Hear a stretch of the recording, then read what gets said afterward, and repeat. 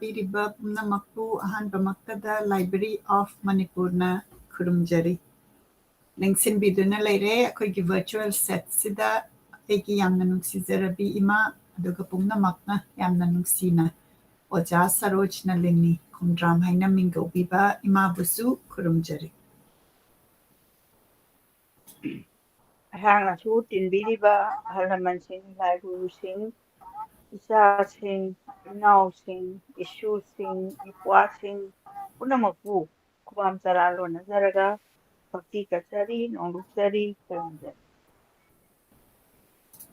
ꯑꯩꯒꯤ ꯄꯨꯝꯅꯃꯛꯅ ꯃꯤꯅꯤꯠ ꯑꯃꯇꯪ ꯂꯧꯕꯤꯔꯒ ꯑꯩꯈꯣꯏꯒꯤ ꯃꯊꯪ ꯅꯥꯏꯅ ꯆꯠꯊꯖꯔꯛꯄ ꯃꯅꯤꯄꯨꯔꯤ ꯂꯤꯇꯔꯦꯆꯔꯗ ꯐꯣꯀꯁ ꯇꯧꯖꯕ ꯄ꯭ꯔꯣꯒ꯭ꯔꯥꯝ ꯑꯁꯤ ꯑꯃꯨꯛꯇꯪ ꯁꯦꯌꯔ ꯇꯧꯕꯤꯌꯨ ꯑꯩꯈꯣꯏ ꯃꯌꯥꯝ ꯉꯁꯤ ꯏꯃꯥꯅ ꯂꯥꯟꯊꯣꯛꯆꯒꯗꯧꯔꯤꯕ ꯄꯥꯕꯤꯒꯗꯧꯔꯤꯕ ꯑꯁꯤ ꯇꯥꯃꯤꯟꯅꯁꯤ ꯈꯪꯃꯤꯟꯅꯁꯤ ꯑꯗꯨꯅ ꯑꯃꯨꯛꯇꯪ ꯃꯤꯅꯤꯠ ꯑꯃꯇꯪ ꯂꯧꯕꯤꯔꯒ ꯁꯣꯁꯤꯌꯦꯜ ꯃꯤꯗꯤꯌꯥꯗ ꯑꯃꯨꯛꯇꯪ ꯁꯦꯌꯔ ꯇꯧꯕꯤꯌꯨ ꯑꯗꯨꯒ ꯑꯩ ꯏꯁꯥꯃꯛꯅꯁꯨ ꯑꯃꯨꯛꯇꯪ ꯇꯦꯛꯅꯤꯀꯦꯜꯂꯤ ꯆꯦꯛ ꯇꯧꯖꯒꯦ ꯑꯗꯨꯒ ꯁꯦꯌꯔ ꯇꯧꯖꯒꯦ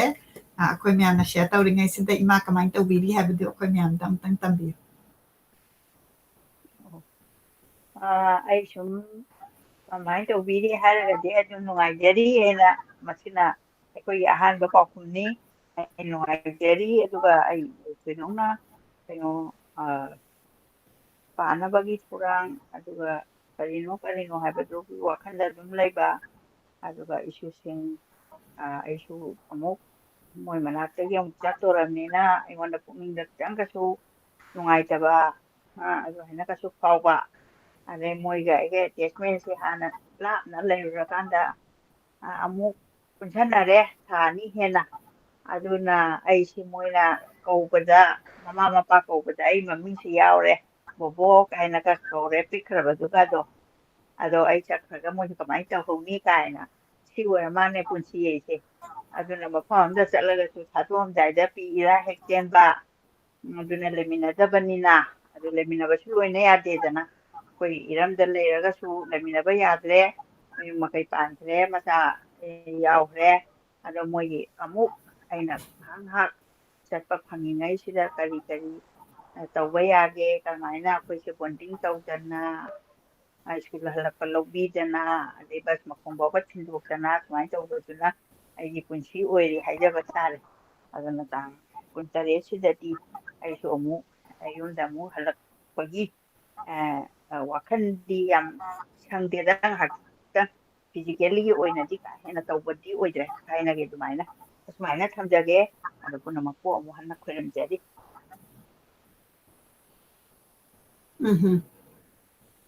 ꯑꯗꯨꯗꯤ ꯏꯃꯥꯅ ꯉꯁꯤ ꯑꯩꯈꯣꯏ ꯃꯌꯥꯝꯒꯤ ꯂꯥꯟꯊꯣꯛꯄꯤꯒꯗꯧꯔꯤꯕꯁꯤꯒꯤ ꯃꯇꯥꯡꯗ ꯈꯤꯇꯪ ꯍꯥꯏꯕꯤꯌꯨ ꯑꯩꯈꯣꯏ ꯁꯤꯗ ꯃꯌꯥꯝ ꯇꯞꯅ ꯇꯞꯅ ꯆꯪꯉꯛꯄ ꯒꯤ ꯍꯧꯔꯛꯄꯁꯤꯗ ꯃꯇꯥꯡ ꯑꯁꯤꯗ ꯑꯩꯅ ꯍꯥꯏꯖꯅꯤꯡꯉꯤꯁꯤ ꯑꯩꯒꯤ ꯋꯥꯈꯜꯗꯗꯤ ꯂꯥꯏꯔꯤꯛꯀꯤ ꯋꯥꯈꯜꯗꯗꯤ ꯑꯩ ꯕꯣꯔ ꯁꯥꯍꯦꯕꯣꯝꯕꯤ ꯁꯅꯥꯇꯣꯝꯕꯤꯁꯤꯒꯤ ꯃꯅꯨꯡꯁꯤꯗ ꯑꯗꯨꯝ ꯎꯪꯕꯁꯤ ꯕꯦꯡꯒ꯭ꯂꯣꯔꯗ ꯍꯦꯛ ꯊꯨꯡꯉꯛꯄꯗꯒꯤ ꯄꯥꯕ ꯍꯧꯕꯗꯒꯤ ꯎꯪꯕꯗꯨꯅ ꯍꯧꯖꯤꯛꯁꯦ ꯑꯗꯨꯝ ꯎꯪꯖꯔꯤ ꯑꯗꯨꯅ 22 ꯁꯨꯕ ꯃꯇꯥꯡꯁꯤ ꯌꯥꯝꯅ ꯅꯨꯡꯉꯥꯏꯕ ꯑꯃꯁꯨ ꯍꯨꯟꯗꯣꯛꯅꯤꯡꯗꯕ ꯑꯗꯒꯤ ꯑꯃ ꯍꯨꯟꯗꯣꯛꯑꯝꯕ ꯅꯠꯇꯦ ꯄꯥꯕ ꯂꯣꯏꯈ꯭ꯔꯕꯁꯤꯁꯨ ꯑꯃꯨꯛ ꯍꯟꯅ ꯄꯥꯅꯤꯡꯉꯛꯄ ꯁꯤꯅꯆꯤꯡꯕ ꯃꯌꯥꯝ ꯑꯃ ꯑꯏꯕꯤꯒꯤ ꯀꯣꯂꯣꯝꯒꯤ ꯊꯧꯔꯕ ꯀꯣꯂꯣꯝꯒꯤ ꯃꯆꯤꯟꯗꯨꯗꯒꯤ ꯌꯥꯝꯅ ꯌꯣꯠꯆꯥꯕꯤꯒꯨꯝꯅ ꯑꯩꯈꯣꯏꯒꯤ ꯊꯃꯣꯏꯁꯦ ꯐꯥꯖꯤꯟꯕ ꯑꯃꯗꯤ ꯇꯧꯏ ꯍꯥꯏꯕꯁꯦ ꯑꯩ ꯃꯤꯌꯥꯝꯗꯁꯨ ꯑꯩ ꯊꯝꯖꯒꯦ ꯃꯤꯌꯥꯝꯒꯤ ꯃꯐꯝꯗꯁꯨ ꯂꯩꯕ꯭ꯔꯥ ꯍꯥꯏꯗꯅ ꯑꯩ ꯈꯟꯖꯩ ꯃꯔꯝꯗꯤ ꯁꯤꯒꯤ ꯅꯣꯚꯦꯜꯁꯤ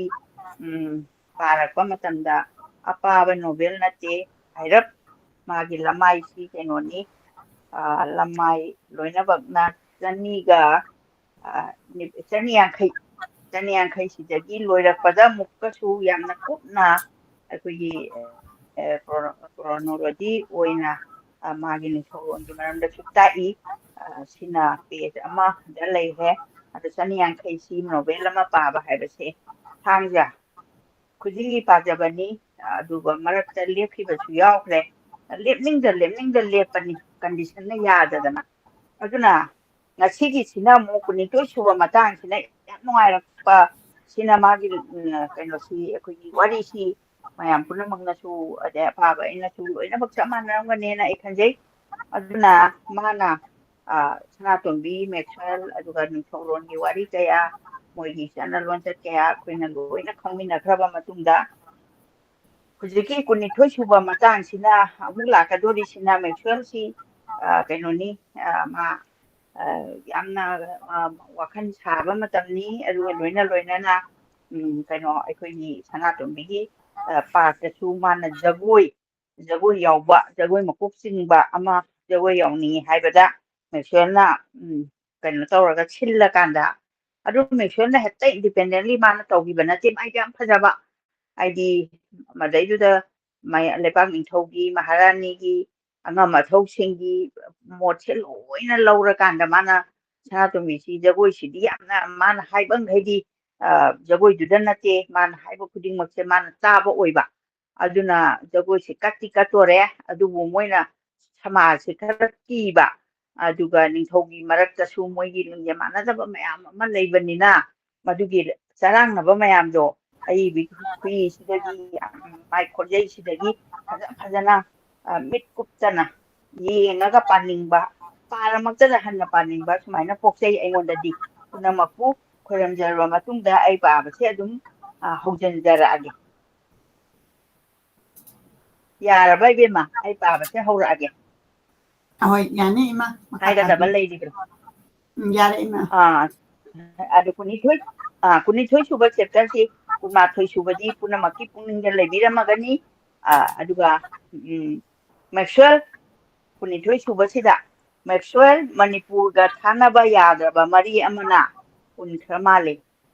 hanna chatlui hanna halai leipak asigi awa nungai lakta amukasu halagle Maxwell chatlubani masu mayumda halakpagumna harauki edi mana Manipurda halakpase asengbadi mai mayumdi natedana adubu moidi loi chanba lakpani aduga Maxwell si political agent oina lakpani political agent ni magi mathausi yamba ningthau ama oina order tawraga tawba du nataba masamaksina aduga thabaksu yamna phaba mi tinaba heiba magi sum parakpa sida aigi knowledge da leja hobase sumaina thamjarakanda leipak asigi awa nungai lakta mukasu masu mayumda halakpagumna harauki handakti tangtana matam khara Manipurda leiba phanglagadra haina Maxwell na setna thajaki mana Manipurda matam sangna iti masu mathak thangba order amagi matungina laibani mase thabakki laibani koiba lakpa nate ningthem pisakna chahi mapung pharaduna leingak khuji paigadaba su matam kuisilaktre aidi Chusa Maharaj chahi tareta ngari ngai da moi ningthau khanjibani ado ma Ajmirda like tamba thaba adage mahai masing madu mapung phar bane masasu mapung phare laisu tamba loirakadore masi magi wakhani mana tawba Maxwell tawrapa magi kainoni magi administration haiba tare Maxwell na khanjai mana thabak chagi pothaba tarbasu Manipurda magi aroiba thabak mafam oijarage haina mana Manipur sida lainingdana ningthem pisak na mahei tamba lusilakle ningthem pisak Churchan Maharaj sini angang asina phagalakpabu mana chattana report ikhali mana phagalakpa mai improvement magi mayamdo man haraujai aidi Churchan Maharaj se loksingsu yam leiba angang oringaidagi magi pithorakpagunga leitengba adugumba Maharaj ni aduga maksi angang oringai matamdadi masina imahoina libibagi walida mamasi machasi yam pokpa machin manau yam yami hujiksu magi Raja Dumbar adagi Churchan adagidi mayam ama ningthau machin manau mayam ama hujik akoibasida loinaba leiribase yamna macha yamna machin manau yamba aduna mamasina yamna leijadana moyang ningthaugi machanupini hai adubu nahan ibungo amana akoigi Raj Nongthonbamna hairakpada ado magi adugumba imungsida yamna leitanaga mosi yolakpajani ado akoina ima hoina libirakpajadi mase turen mapansida turen songpanda singjamaigi makhagi masaisida mase thrikapi sanadana leiringaida samuna samu yaisana kotlaga laubani haina adumaina ima hoina de dwain thambirei aduna mase angang oringai matamda mama sina masa yam pokko imung aduga thoina leitaba lairaba imungdadi kaidoge na haibabu uti si yam toina thongba uti asangba se akoi chak hapaga pakhoklaga tawba uti se ada samandana nongma chochan maharaj oigadoriba chochan sina ma uti thongi charo ena oina bada mama na imo nangbu kitangdi yenguda haina haibada numituda mana hauman hidana ko leipakta man hairamba lei hai aduna imana thongba pijaba chak hinjang noi hauti haiba tawheije haidana aisu sumaina tawi ai chaningdadana ai oinadana leirubada imana pijabadagi adumu hauba hinjang chade ka haibagi wari se akoina folklore haigadra folktale style hujitadi madu thengna hoba jadi akoina tarjaba phangi sugi matik lairana hoba imo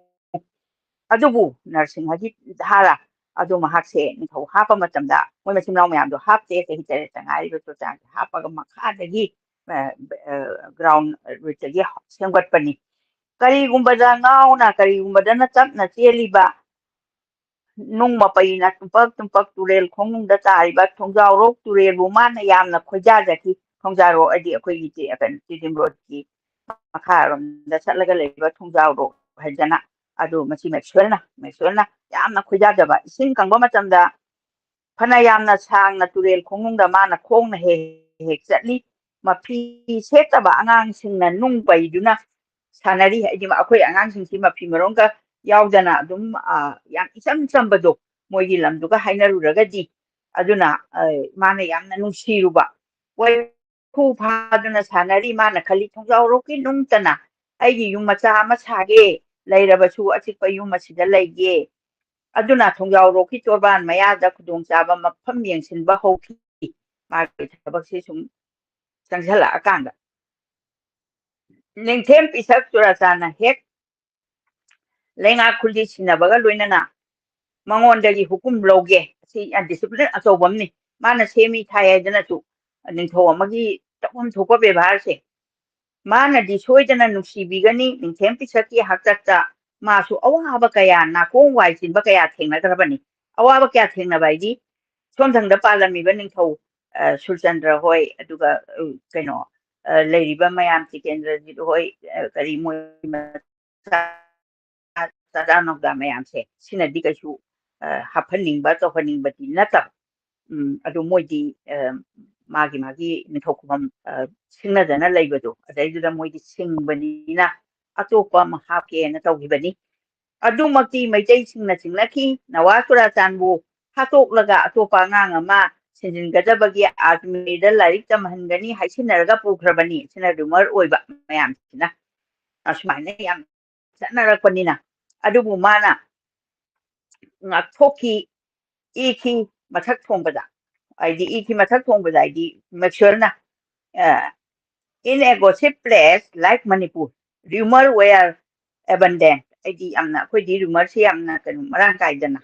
Maharani prema mayida mana sangjay prema yedi maharani se mama si jay be mase. Ning them thora ko matamda maharani na miya mamangda bor pibiyu. Tasingnamak Manipur gi ningthau duni atai ama nate ningthau surachani haiba praman tawi aduda mana thajai angang ningthauna aibu soidana nungsibigani mana aigidi khara khanbigani kayino da mana luna tawna mabu sengachabani haiba wafam singse amuk hanna thabak paikhatle Maxwell pothang pham chadraba magi punsida pothang pham chadraba di mai le thong ko pham agi kaino sitang taba amase magi punsida di am waba amadi oigibani mana paikhatpa loihogdaba thabak kaya pangthokna bonai edi mana masi Manipur si adu senge Manipur di semgada ngakani matamduda isingi kano leiramba nate hꯧjiki aikoigi ihan hanba British na la akanda aikoigi pungsatpana anaba pukri ising thakpa khongbang ising soaga irujaba kaidoba mayam tawbadagi thorakpa laichat layong masi phannana bu hotnabana singba aikoigi kano se aikoigi hujik singdadam leire duga ama iroi sembagi yana ama moina lingkhalambani sugumba mayam se mana lingkhalamba tawramba thabak loisalhogdaba se मा लौखटनबो होनाय माना अयाम थबक Y चिनबा थबक हाना लोइसेंदुना थमनिंगी Y चिनबाजी ma'am problem होइबा कजौबसे मरमदि निंथेम पिछक वागनी निंथेम पिछक माना याम नुसीजबा हौजिक लोइसनलमरबदी हयेंग निंथेमना थबक पूरबा मतुंगदा माना मागी मनाय लनाय थबक कया लई ताना पांथोकबा ngamgani खल्ली मेक्सवेलना मणिपुरदा चाबगा लिंखटपसे माना यामना पुनिंग चंगबनी आइदि चिंग मयामसे यांग हांगना लैदना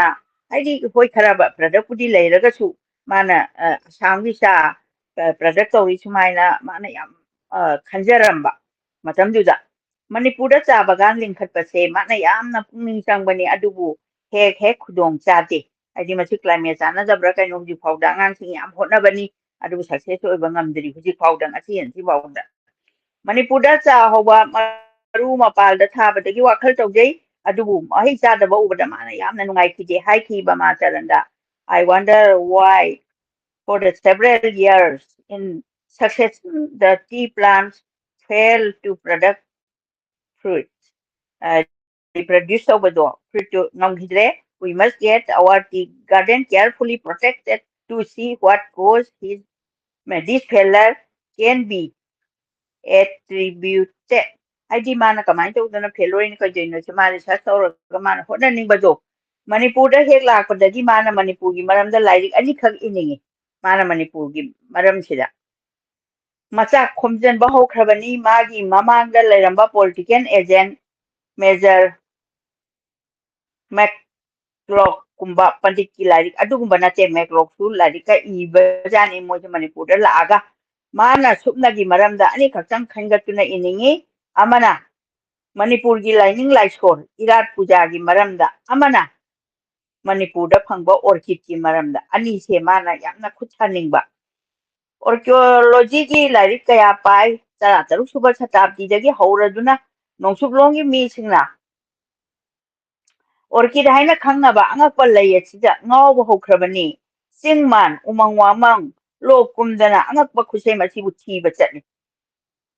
anauba makhal puthoknaba hauki mekhang su yamna pamjai angakpada lay ase Manipurgi Singnung manungda masing naidana satpa lay ubada mahakna orchid satpa ubada ungaw ngawki mana lam chatluba khudingi pujarai haiduna thami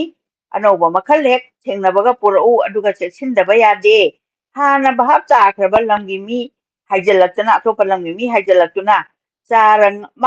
mangba makhai urai huranduna pukini pakhatpana mesualna yen kanna yengchilli orchid se mana yam preserve tawningdana Manipurgi uregi laikon mutpa yade mangba yade aduna hakung kanna tawi sarkarna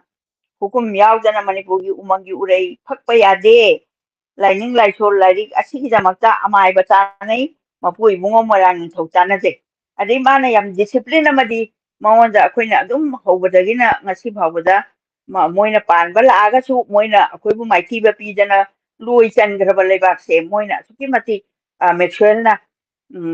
yamna regard tawna magi personality se akoina swaidagi lokhatsai masina taba Maxwell gi pamjaba kaya asu leiri mahak tumina leiba heiba nupa nate angakpa leibak asigi angakpa mayam asigi marakta mana khojakiba amana arambai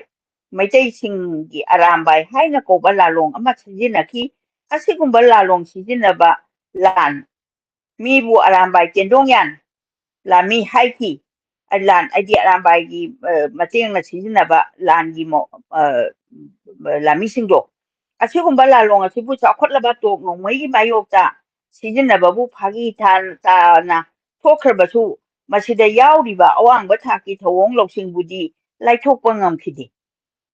angakpa lalongni wahong matuna mamaida hapaga langsoi chabul tendong da hapi yengnabana naksilaklaba matamda arambai tendong yana langsoi chabun langlami yengnabada sagol matha litna na eta sagol da napna aduna khale asigumlaba lalong se Manipuri sipai singda tambige metki kumai oisino manghanbadi chumde hai singlaba namra thambau selungba kauduna ani matamdugi yam hai singba selungba hariba kaino sida arambagi lalong sida kauduna lepak mamangdo ulali manung kangjebungda phiral koine yungli chayep kaya aso achang mina mamit kupchana yengi masibu khali Maxwell na tanja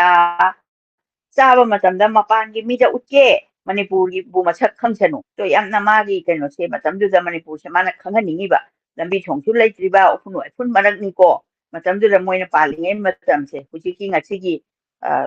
keno da akoigi konung imphal sida leiriba chinnate ba mana Manipurgi political agent oiraba matungda Russia leipakdagi lamphawduna laklaga Manipurda koiba ningthau macha ama Siberia khagi siam koiruraga Burma phawduna laklaga Manipurda thunglaki Maxwellgi manakta numit khara leirami ningamlakte Russia leibaki ningthau macha Bhaya Jemkis skit ta utlamlabadi kaya phalamba hujiki ngasai gi arambai gi kenodo asumna lenga longi chillaba matam kaithokutuna mana asigumba changyeng kaya su yengkibani maitei machasingi marakta magi asouba chengbang pibana tonjao amasung maino tonjao haisiga tonjao di moi ningon mawa oigiriba keno sanatombi gi manau nupi lauba do magi mayumda sun nupi ani leibado amasung maino di hujik keno gi arambamgi maino thongaina ngasi phawbada yam pikna lerambadagi hujik yam chauna sarise uripoka sagomangal lanthokpagi adugi mapudo adugi mainodo aduga se matamduda magi atoba chengbang piba di yam help tawkiba tonjao amasung arambam macha maino hujik magi manau nupi ombisana khomdon sana laurare ngasi Maxwell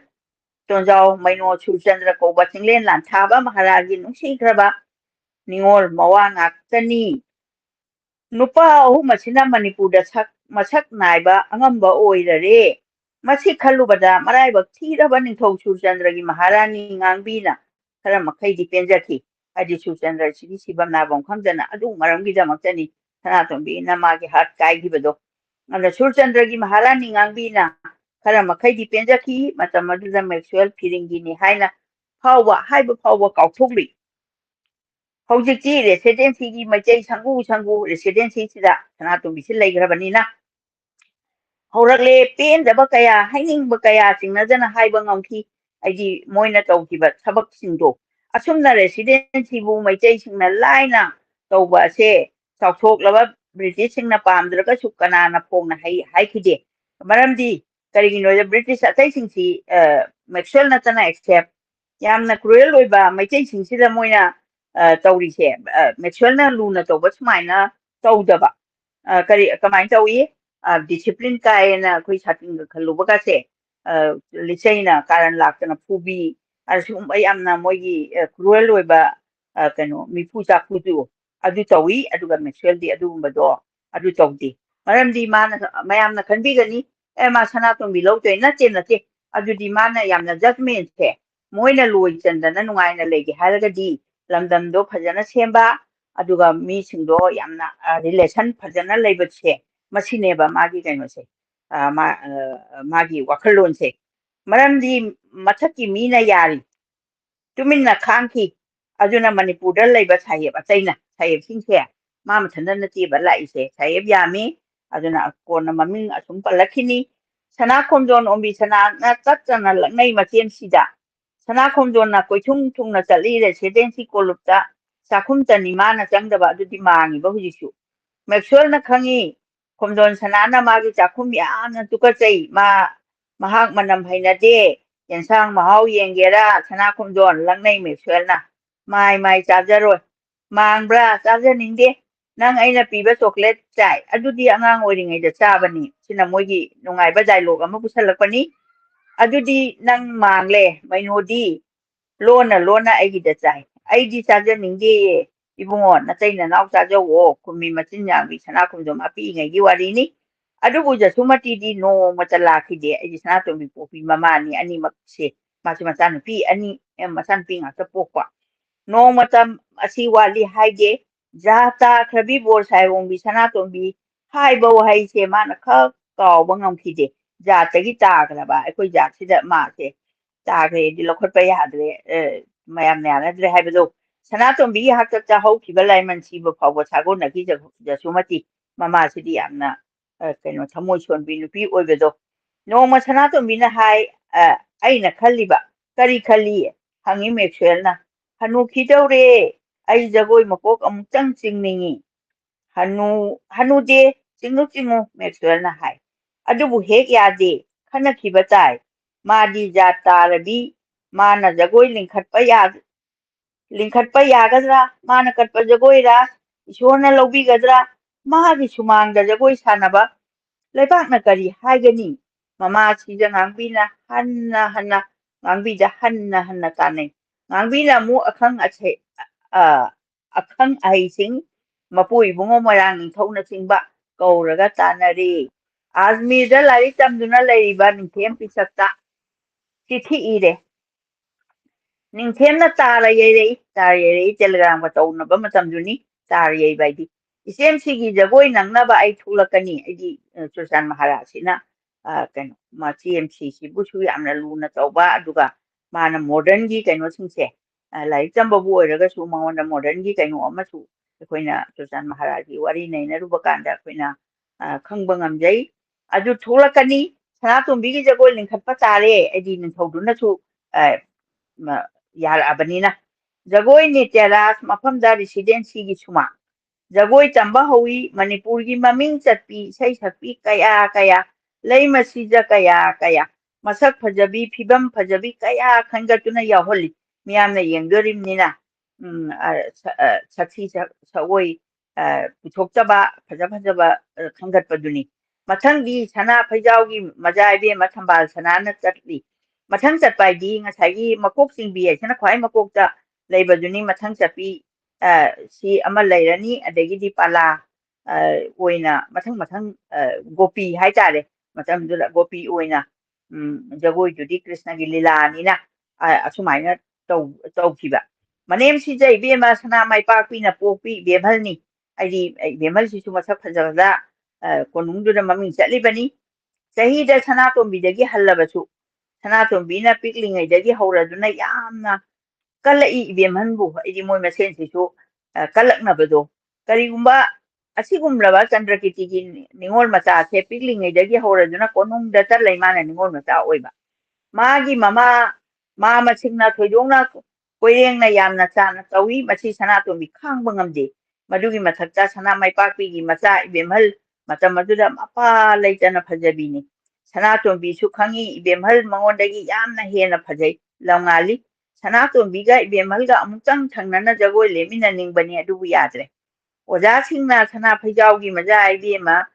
ꯅ ꯃꯊꯪ ꯆꯠꯄ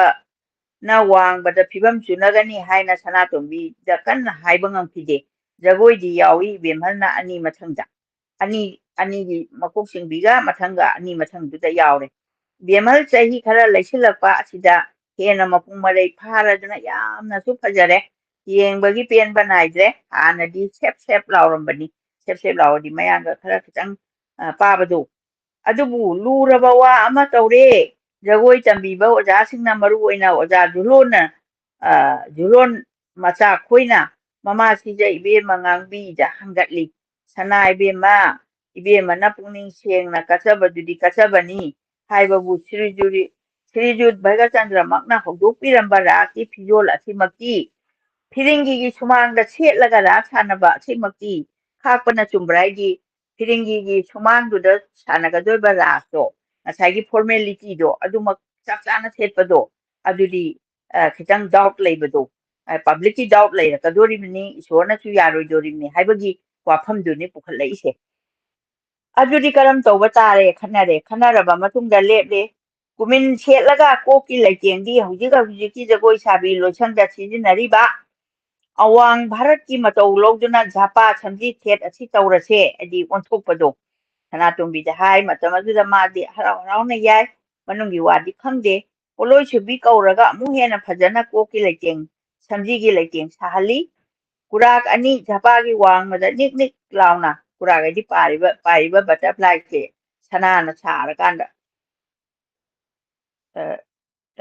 ꯁꯅꯥꯅ ꯁꯥꯔꯀꯥꯟꯗ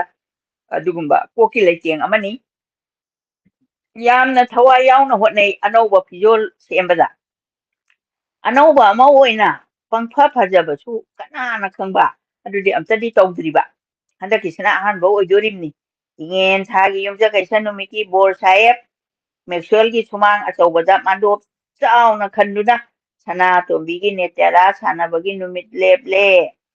ꯑꯉꯛꯄ ꯊꯧꯔꯥꯡꯅꯤ ꯆꯥꯎꯔꯕ ꯃꯥꯟꯗꯣꯞ ꯊꯨꯡꯅ ꯃꯊꯛ ꯀꯨꯞꯄꯤ ꯔꯥꯁ ꯃꯟꯗꯂꯤ ꯑꯅꯧꯕ ꯃꯑꯣꯡꯗ ꯁꯦꯝꯍꯜꯂꯤ ꯔꯥꯁ ꯃꯟꯗꯜ ꯂꯩꯗꯤ ꯃꯅꯨꯡꯒꯤ ꯗꯦꯀꯣꯔꯦꯁꯟ ꯍꯣꯔꯦꯟ ꯁꯥꯟꯅꯒꯗꯧꯔꯤꯕ ꯁ꯭ꯇꯦꯖꯒꯨꯝꯕꯅꯤ ꯑꯗꯨꯕꯨ ꯔꯥꯁ ꯃꯟꯗꯜ ꯍꯥꯏꯕꯗꯤ ꯏꯀꯣꯏ ꯀꯣꯏꯅ ꯑꯩꯈꯣꯏꯒꯤ ꯃꯥꯟꯗꯣꯞꯇꯨ ꯈꯟꯕꯅꯤꯅ ꯑꯩꯈꯣꯏꯒꯤ ꯁ꯭ꯇꯦꯖꯀꯗꯤ ꯈꯤꯇꯪ ꯑꯃꯨꯛ ꯈꯦꯠꯅꯕ ꯕꯗ꯭ꯔ ꯁꯤꯡ ꯔꯥꯁꯀꯤ ꯃꯟꯗꯂꯤ ꯑꯅꯧꯕ ꯃꯑꯣꯡꯗ ꯁꯦꯝꯍꯜꯂꯤ ꯕꯗ꯭ꯔ ꯁꯤꯡꯅ ꯑꯋꯥꯕ ꯈꯪꯗꯅ ꯃꯟꯗꯂꯤ ꯁꯦꯝꯂꯤ ꯃꯑꯣꯡꯗ ꯃꯦꯛꯁꯋꯦꯜꯅ ꯇꯞꯇꯅ ꯊꯣꯔꯛꯇꯨꯅ ꯌꯦꯡꯂꯦ ꯕꯗ꯭ꯔ ꯁꯤꯡꯗ ꯄꯥꯎꯇꯥꯛ ꯄꯤꯔꯔꯦ ꯕꯗ꯭ꯔ ꯃꯆꯨꯗꯤ ꯌꯥꯝꯅ ꯌꯥꯟꯁꯤꯟꯒꯅꯨ ꯅꯈꯣꯏ ꯔꯥꯁꯀꯤ ꯀꯁꯇ꯭ꯌꯨꯝ ꯃꯆꯨ ꯌꯥꯝꯃꯤ ꯇꯨ ꯕ꯭ꯔꯥꯏꯠ ꯃꯇꯥꯡ ꯑꯁꯤꯗ ꯂꯥꯟꯗ꯭ꯔꯤꯕ ꯆꯝꯄ꯭ꯔꯥꯁꯤꯅ ꯂꯥꯡꯖꯕꯗꯤ ꯀꯔꯤ ꯍꯥꯏꯅꯤ ꯃꯊꯧ ꯁꯨꯅꯤ ꯍꯥꯏꯕꯁꯨ ꯀꯥꯎꯊꯣꯛꯈ꯭ꯔꯦ ꯔꯥꯁꯅ ꯄꯨꯛꯅꯤꯡ ꯂꯨꯞꯈꯔꯦ ꯃꯥꯃꯛꯇꯤ ꯖꯒꯣꯏ ꯑꯁꯦ ꯒꯣꯄꯤ ꯁꯥꯔꯒ ꯌꯥꯎꯅꯤꯡꯕꯅꯤ ꯑꯗꯨꯕꯨ ꯁꯅꯥꯇꯣꯝꯕꯤ ꯀꯤꯗꯨꯅ ꯍꯥꯏꯗ꯭ꯔꯦ ꯃꯥꯅ ꯍꯥꯏ ꯋꯥ ꯑꯃꯕꯨ ꯂꯩꯔꯤꯅꯦ ꯁꯅꯥꯏꯕꯦꯝ ꯀꯔꯤ ꯋꯥ ꯍꯟꯗꯛꯀꯤ ꯔꯥꯁ ꯑꯁꯤꯗꯤ ꯂꯩꯄꯥꯛ ꯀꯨꯝꯍꯩ ꯑꯣꯏꯗꯧꯔꯤꯕ ꯔꯥꯁꯅꯤꯗꯣ ꯄꯨꯔꯥꯟꯗ ꯌꯥꯎꯍꯧꯔꯗꯧꯕꯅꯤ ꯍꯥꯏꯖꯔꯤꯕ ꯄꯨꯔꯥꯟꯗ ꯍꯥꯏꯗꯤ ꯑꯩꯈꯣꯏꯒꯤ ꯀ꯭ꯔꯣꯅꯤꯀꯜ ꯀꯩꯅꯣꯁꯤꯗ ꯆꯩꯊꯥꯔꯣꯜ ꯀꯨꯝꯕꯥꯕꯗꯒꯁꯨ ꯂꯣꯏꯅ ꯏꯔꯤꯅꯦꯕ ꯅꯨꯃꯤꯠꯁꯤꯗ ꯇꯧꯈꯤꯕ ꯊꯕꯛꯁꯤꯡꯁꯦ ꯁꯤꯒꯤ ꯔꯤꯐꯔꯦꯟꯁꯇꯅꯤ ꯅꯨꯃꯤꯠ ꯑꯁꯤꯗ ꯔꯥꯁ ꯀꯠꯆꯔꯤꯕ ꯃꯃꯥ ꯏꯕꯨꯡꯉꯣꯅ ꯐꯩꯖꯣꯝ ꯁꯦꯠꯇ꯭ꯔꯕꯗꯤ ꯃꯤꯅ ꯌꯥꯝꯅ ꯅꯣꯛꯅꯕ ꯇꯥꯔꯦ ꯍꯥꯏꯗꯤ ꯃꯦꯛꯁꯋꯦꯜꯒꯤ ꯐꯩꯖꯣꯝ ꯁꯦꯠꯍꯜꯂꯨꯁꯤꯅꯤ ꯁꯥꯍꯦꯕꯄꯨꯗꯤ ꯑꯩꯅ ꯍꯥꯏꯕ ꯌꯥꯒꯅꯤ ꯑꯩꯅ ꯋꯥ ꯍꯧꯗꯣꯛꯄꯗ ꯂꯥꯟꯗ꯭ꯔꯤꯕ ꯑꯩꯗꯤ ꯅꯪꯅ ꯐꯅꯤ ꯍꯥꯏꯔꯒ ꯂꯣꯏꯔꯦ ꯍꯥꯏꯔꯤꯕꯅꯤ ꯑꯗꯨꯅ ꯁꯥꯍꯦꯕꯅꯗꯤ ꯃꯤꯖꯥꯎꯅꯤꯗꯣ ꯃꯥꯅ ꯁꯦꯠꯀꯗꯕ ꯐꯩꯖꯣꯝ ꯑꯁꯤꯕꯨ ꯌꯥꯝꯅ ꯂꯨꯔꯤ ꯑꯗꯨꯅ ꯃꯇꯝ ꯂꯩꯔꯤꯉꯩꯗ ꯁꯅꯥꯏꯕꯦꯝꯃꯅ ꯂꯥꯡꯕꯤꯒꯗ꯭ꯔꯥ ꯂꯥꯟꯗ꯭ꯔꯤꯕꯅ ꯍꯥꯏꯔꯤꯕ ꯆꯔꯣꯂꯥ ꯅꯪꯅ ꯍꯦꯛꯇ ꯃꯤ ꯑꯁꯦ ꯏꯉꯥꯎꯍꯦꯛ ꯉꯥꯎꯍꯜꯂꯦ ꯍꯌꯦꯡ ꯃꯤꯅ ꯋꯥ ꯅꯣꯛꯂꯒ ꯖꯒꯣꯏ ꯀꯠꯄ꯭ꯔꯥ ꯍꯥꯏꯕꯕꯨ ꯐꯥꯒꯤ ꯇꯥꯗꯨꯅ ꯇꯣꯛꯀꯅꯤ ꯃꯥꯗꯤ ꯐꯩꯖꯣꯝ ꯁꯦꯠꯄꯁꯨ ꯍꯩꯇꯦ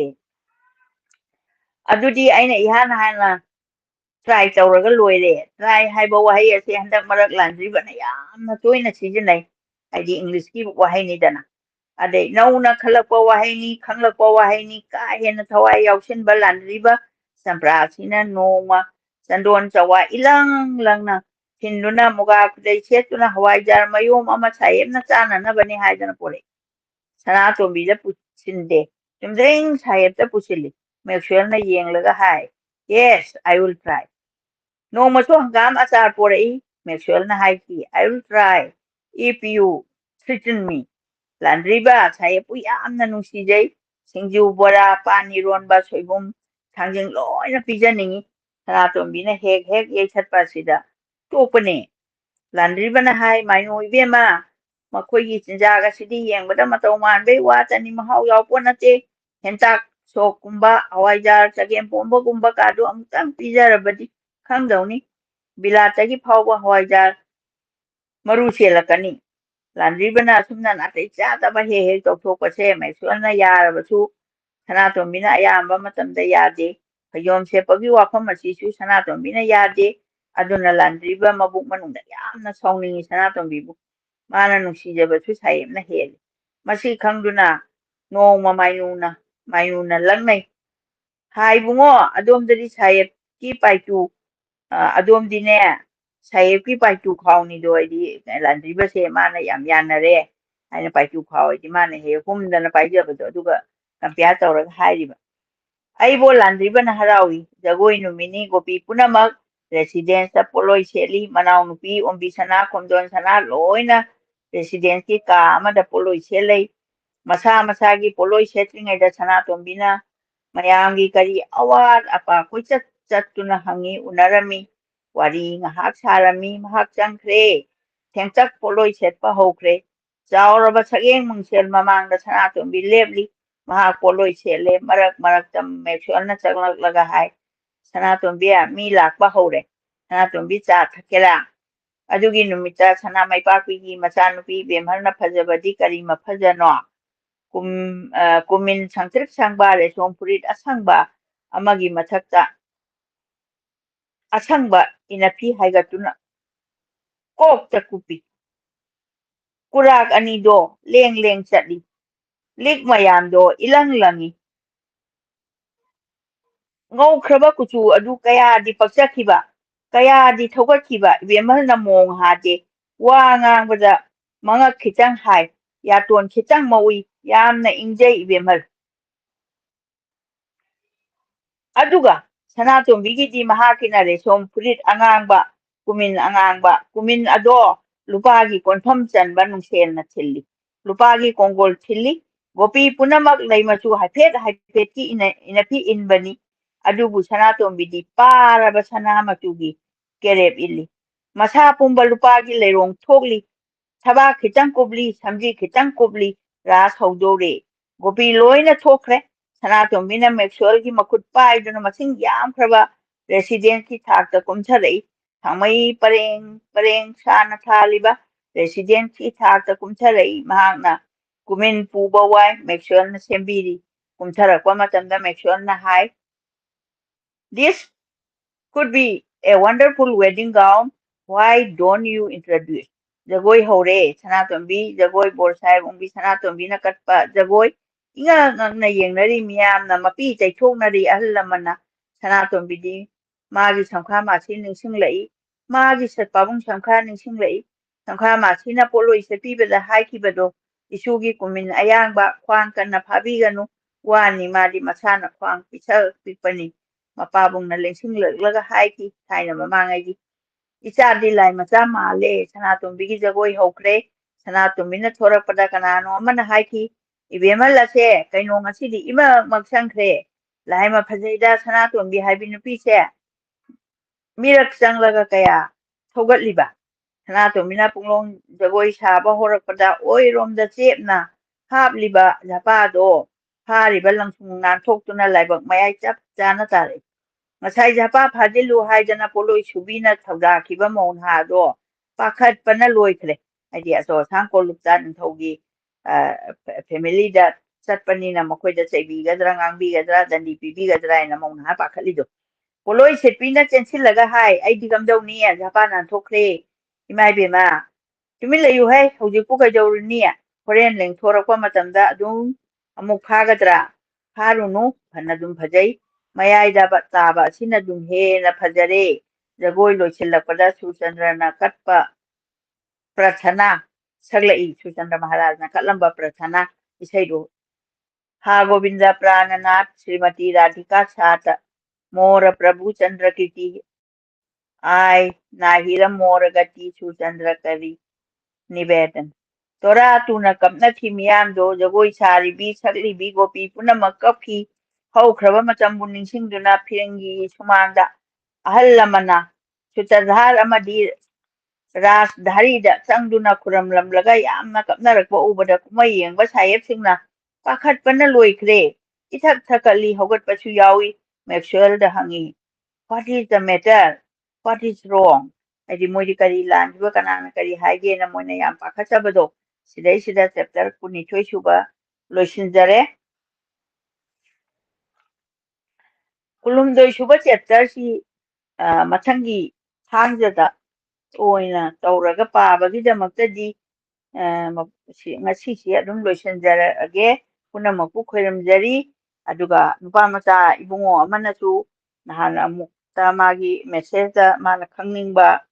question amasu aina khitang aigi knowledge da parubagi knowledge da leibasi ai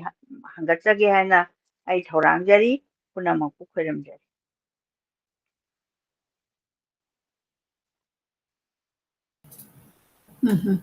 Jadi ngasi ako'y na chapter 22 asi imana pabi baloisinbire aduga chapter 23 ga 24 ani katangay ba ako'y gisiloy gadaba duna ako'y gisi episode ama tawrakanda novela si loisin bagi matang yore aduga imana supan bihre ako'y gi naina base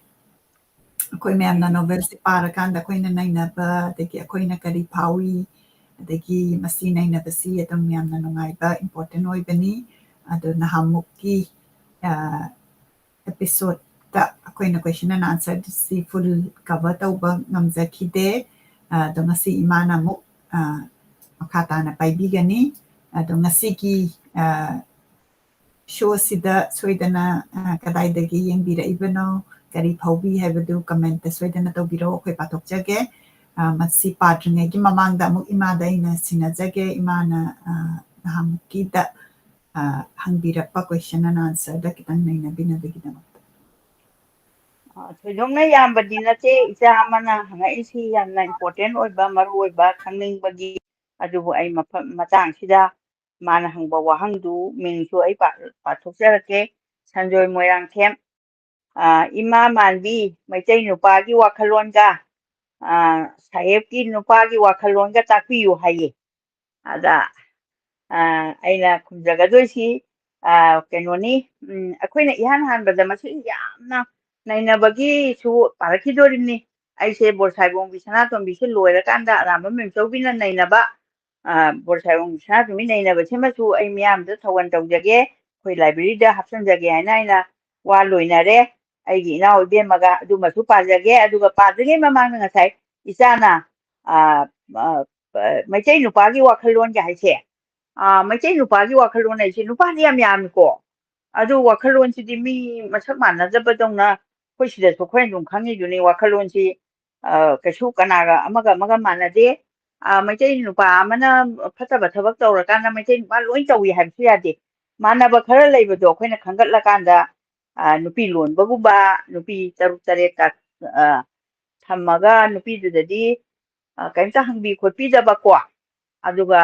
ꯃꯣꯏꯁꯦ ꯑꯗꯨꯝ ꯂꯩꯖꯕ ꯑꯗꯣ ꯑꯩꯈꯣꯏꯁꯦ ꯏꯁꯤꯡꯒ ꯄꯤꯊꯛꯑꯒ ꯍꯤꯡꯕꯩ ꯃꯑꯣꯡꯗꯒꯁꯨ ꯑꯩꯈꯣꯏꯅ ꯁꯨꯝ ꯅꯨꯡꯉꯥꯏꯇꯕꯗꯣ feel ꯇꯧꯗꯅ ꯑꯗꯨꯒꯨꯝꯕꯗꯣ ꯈꯔ ꯍꯥꯏꯕꯩ ꯋꯥꯅꯤ ꯑꯗꯣ ꯃꯩꯇꯩ ꯅꯨꯄꯥꯒꯤ ꯋꯥꯈꯜꯂꯣꯟꯁꯦ ꯃꯩꯇꯩ ꯅꯨꯄꯥ ꯌꯥꯝ ꯐꯕ ꯌꯥꯎꯔꯤ ꯐꯕ ꯍꯥꯏꯗꯤ ꯀꯩ ꯍꯥꯏꯅꯤ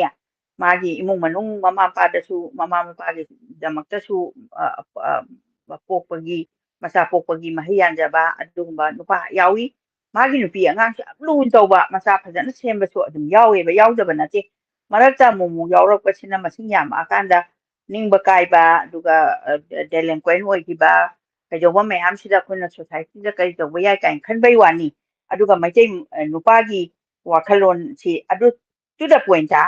ꯑꯩꯈꯣꯏꯒꯤ ꯀꯩꯅꯣ ꯕꯣꯔꯁꯥꯏꯕꯣꯡꯕꯤ ꯁꯅꯥꯇꯣꯝꯕꯤꯒꯤ ꯍꯥꯟꯅꯒꯤ ꯃꯄꯨꯔꯣꯏꯕ ꯃꯅꯤꯛꯆꯥꯟꯁꯤꯗ ꯄꯤꯔꯕꯗ ꯃꯅꯤꯛꯆꯥꯟꯁꯤ ꯀꯅꯥꯅꯣ ꯍꯥꯏꯕꯁꯦ ꯑꯩꯈꯣꯏ ꯅꯝꯕꯔ 1ꯗ ꯑꯗꯒꯤ ꯑꯅꯤꯁꯨꯕꯗ ꯕꯣꯔꯁꯥꯏꯕ ꯍꯥꯏꯕꯁꯦ ꯕꯣꯔꯁꯥꯏꯕꯁꯤ ꯃꯦꯛꯁꯋꯦꯜꯅꯦꯕ ꯃꯦꯛꯁꯋꯦꯜꯁꯤ ꯉꯁꯥꯏꯒꯤ ꯀꯩꯅꯣꯁꯤꯗ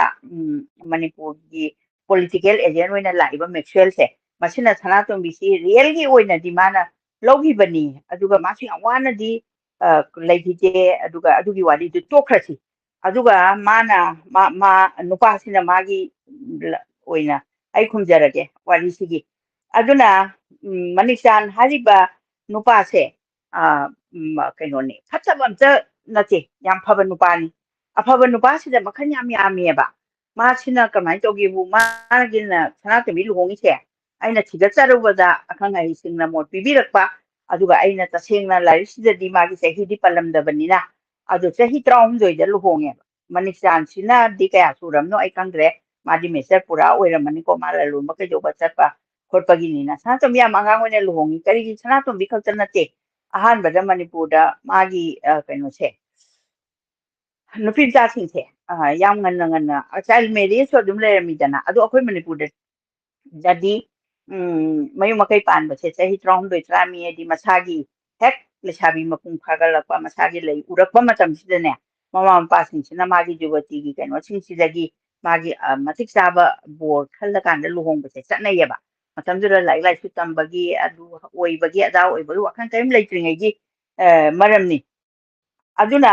ꯑꯗꯨꯒ ꯁꯅꯥꯇꯣꯝꯕꯤꯁꯤꯗꯤ ꯏꯟꯕꯣꯔꯟꯗꯒꯤ ꯃꯥꯁꯦ ꯄꯣꯛꯂꯛꯄꯗꯒꯤꯅꯦ ꯃꯥꯒꯤ ꯄꯣꯂꯤꯇꯤꯀꯦꯜꯒꯤ ꯀꯩꯅꯣꯁꯦ ꯃꯀꯣꯛꯁꯤꯗ ꯅꯤꯡꯊꯧꯒꯤ ꯀꯣꯂꯨꯞꯇꯁꯨ ꯄꯣꯛꯑꯦ ꯑꯗꯨꯒ ꯃꯥ ꯌꯥꯝ ꯈꯪꯉꯦ ꯑꯗꯨꯒ ꯃꯥ ꯌꯥꯝ ꯁ꯭ꯇꯦꯞ ꯐꯣꯔꯋꯥꯔꯗ ꯑꯣꯏꯌꯦꯕ ꯃꯥꯅ ꯋꯥ ꯉꯥꯡꯕꯒꯁꯦ ꯀꯤꯗꯕ ꯁꯦ ꯐꯣꯔ ꯑꯦꯛꯖꯥꯝꯄꯜ ꯂꯨꯀꯣꯏꯒ ꯃꯕꯥꯅꯤ ꯀꯩꯅꯣ ꯇꯧꯕꯒꯤ ꯃꯟꯗꯤꯔ ꯇꯩꯕꯒꯤ ꯑꯗꯒꯤ ꯈꯠꯅꯕꯒꯤꯗ ꯃꯌꯥꯅꯒ ꯆꯤꯊꯠꯅꯕ ꯑꯉꯥꯡ ꯑꯣꯏꯔꯤꯉꯩ ꯃꯇꯝꯗ ꯃꯥ ꯂꯛꯅꯕ ꯈꯔ ꯋꯥꯏꯑꯦꯕ ꯃꯁꯛꯀꯁꯨ ꯌꯥꯝ ꯐꯖꯔꯒꯅꯦ ꯐꯖꯕꯗꯨꯅ ꯇꯣꯉꯥꯟꯅ ꯊꯝꯈ꯭ꯔꯁꯤ ꯑꯗꯨꯒ ꯅꯤꯡꯊꯧ ꯑꯣꯏꯒꯗꯧꯕ ꯃꯆꯥ ꯑꯃꯅꯤ ꯍꯥꯏꯅ ꯃꯌꯥꯝꯁꯤꯅꯅꯦ ꯃꯁꯤ ꯅꯨꯄꯥꯒ ꯑꯣꯏꯔꯝꯃꯗꯤ ꯅꯤꯡꯊꯧ ꯑꯣꯏꯗꯧꯅꯤ ꯍꯥꯏꯗꯤ ꯔꯨꯜ ꯇꯧꯕ ꯉꯝꯕ ꯃꯤ ꯀꯟꯇ꯭ꯔꯣꯜ ꯇꯧꯕ ꯉꯝꯕꯁꯦ ꯃꯉꯣꯟꯗ ꯂꯩꯌꯦꯕ ꯑꯗ ꯏꯟ ꯗ ꯁꯦꯝ ꯇꯥꯏꯝꯁꯤꯗ ꯑꯩꯈꯣꯏꯒꯤ ꯃꯥꯒꯤ ꯃꯄꯨꯔꯣꯏꯕ ꯑꯣꯏꯅ ꯂꯩꯔꯝꯃꯤꯕ ꯃꯅꯤꯛꯆꯥꯟꯁꯤꯗꯤ मादी याम इचम समझबा मा पॉलिटिकल की खतनाबा चैनबा का कईमता पांबा नते मादी फी कारबार सिना मादी यामना पुनिंग संगना तौजरगा मदु योलगा इमुंग मनुंग सि यामना सिंपल लाइफ अमदा मान लेनिंगबा मी ओइबा माई वाखनसिसु कैनो तौदरे अमता थैदोक खोतोक्तना आई नुपीदी आईदी ममा इमो ओइरबनी माई मतुंग इल्लगा चलगा मान पामिसे अमता तौगे काइसिसु मासु अमता लेसलक्तिएबा लेसलक्तिसि फतबा नते मागी नेचर ह्यूमन नेचर मासे पोकपदगी अदुगुमदा याम पामजदबा इमुंगी मपा अमनेबा अदुना मनिचाना सातोमि थी तौई का हाइबसु यारोय हबा अदुना अनी सिगी मोटसे चानरतबनेबा येंगुबा कांदा अखोइसि येंसिको सोंगी कैनोदो मागी अंगांग ओरिङै सनातोमि दु तोखरो मासे लुहोंगा मयुमदा लेर कांदा ख्वाइदगी माना सेंटिमेंट सोपसे ब्रिटिश सिंह तौरपदा अखोइगी कैनो कखाइरंबसे कंगला सा कखाइरंबसे मसी माना यामना सेंटिमेंट से पूरा सोखरे अदुगा माना अंगांग ओरिङै सानजबा नतना मणिपुर की अदुमलंबा मोइना मिरमदगी लागा तौबसे मा याम सेंटिमेंट सोखरे अदगी मपाबुंगसे मा मयामना इंथोखरे निंथो ओइरंबदगी फमताखरे चखरे कलकत्ता काइदनो चखर काना मपासिबगी पाउलापसे माना माई मपुरोइबसिगी मतेंसी याम लौनिंगेबा मतमदुददी आइसु मसान ताबनेबा आइगे अदुमदा वारबा मतमसिदा मवोंदगी कैनोका हाइजरु कांदा नंग इपागी खोंगुंदु लिबिराउ यावबनी मागी कैनोसे अइना पागिबदु मयाम हंगना यंगबियु अदा अदु अमतदी नंग हंदक खंगनबा तौ आई मदु आई खंगा कांदा इपादु सिग्रबा इपादु हलक्त्रगसु आई मागी मरमदुददी आई खंजगेन हाइबा मतमदा मनिजाना चलुबा मा ngaira लेयबा मपुरोगसे आई इपागी मरम खंगदोइने अदो मनिजाना hangu kanda ma yam thawoidana ko mabudi hangakta khangam tayni ado mana sanatombi kaino da sentiment ka kainta khangdaba dawna ma khangdana adum kainta isam samba dang kumakhiba adudagi di sanatom se marin khabanina kaino taweba mana manisang se madagi ma se langphai chatle na mana ta lekhopadi na te ma character do maharaj maina yemi ba character sin ko aini jadi se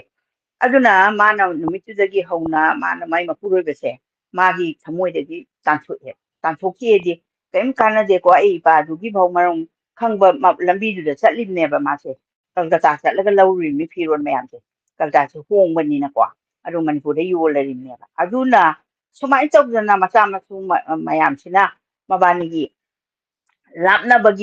lapnabagi kaino se oire I hai ai na thamjage adagi amusu sanatombi si kanano haibase maxwell na karamba point gi ma khangi gen haibabu noma moigi konungi maharani kari kara loina ba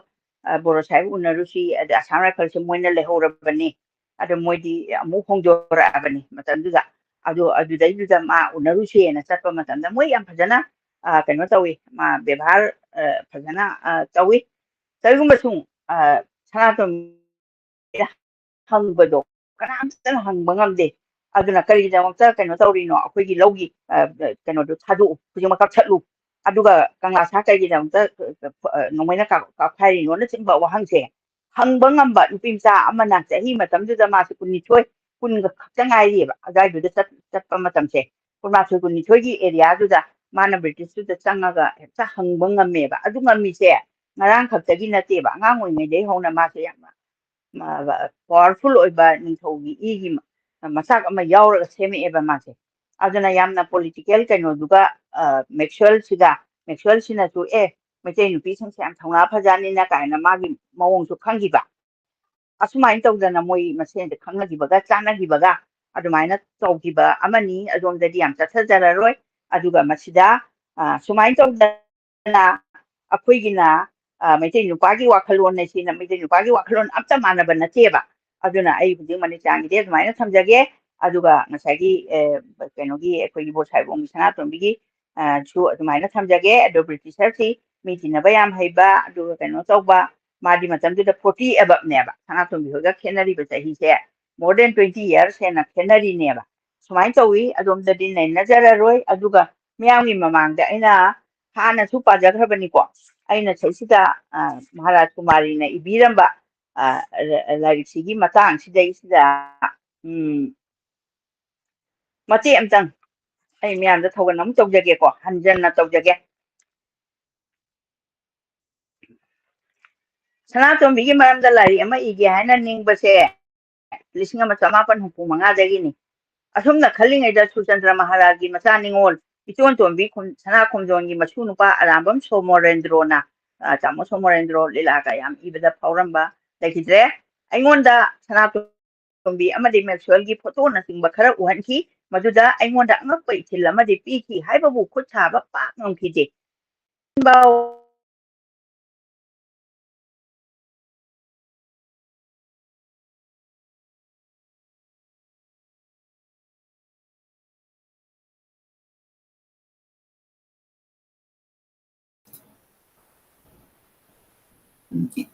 ꯏꯃꯥꯒꯤ ꯀꯅꯦꯛꯁꯟꯁꯤ ꯑꯩꯈꯣꯏ ꯑꯃꯨꯛ ꯉꯥꯏꯃꯤꯟꯅꯁꯤ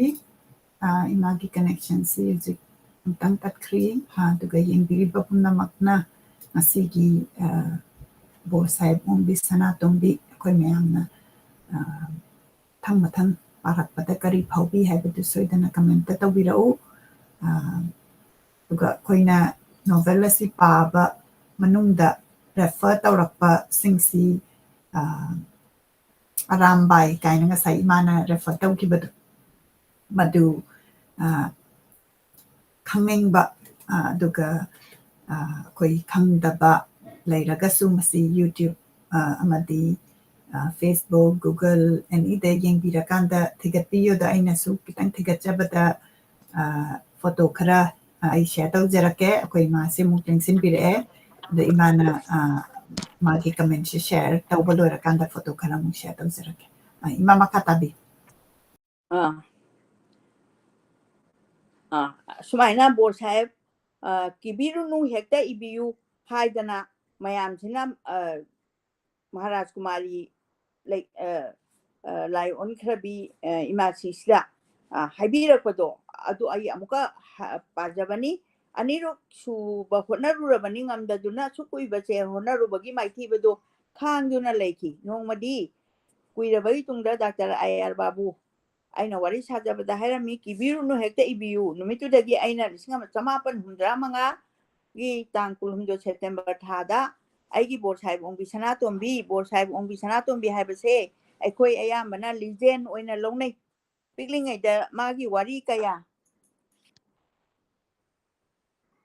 ꯄꯤꯛꯂꯤꯉꯩꯗ ꯃꯥꯒꯤ ꯋꯥꯔꯤ ꯀꯌꯥ ꯑꯩꯕꯨ ꯄꯣꯛꯄꯤ ꯉꯥꯡꯕꯤ ꯃꯍꯥꯔꯥꯅꯤ ꯙꯅꯃꯟꯖꯨꯔꯤꯅꯅꯤ ꯑꯩꯉꯣꯟꯗ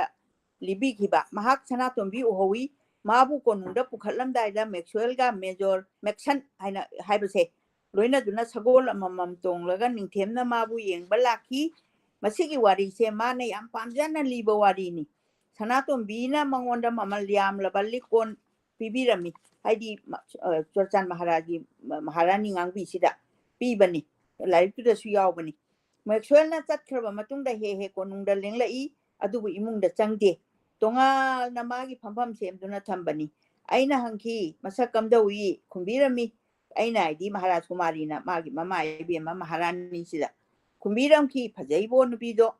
ꯋꯥꯔꯤ ꯑꯁꯤꯕꯨ ꯏꯖꯒꯦ ꯍꯣꯠꯅꯖꯕꯗ ꯑꯩꯒꯤ ꯑꯍꯜ ꯂꯃꯟ ꯀꯌꯥꯒꯤ ꯃꯐꯝꯗ ꯆꯪꯖꯕꯅꯤ ꯃꯈꯣꯏꯅ ꯂꯤꯕꯤꯔꯝꯕ ꯋꯥꯔꯤ ꯃꯇꯦꯛ ꯊꯧꯗꯣꯛ ꯃꯆꯥ ꯀꯌꯥꯅ ꯑꯩꯉꯣꯟꯗ ꯆꯥꯎꯔꯕ ꯇꯥꯏꯕꯪ ꯑꯃꯗ ꯍꯤꯡꯂꯝꯕ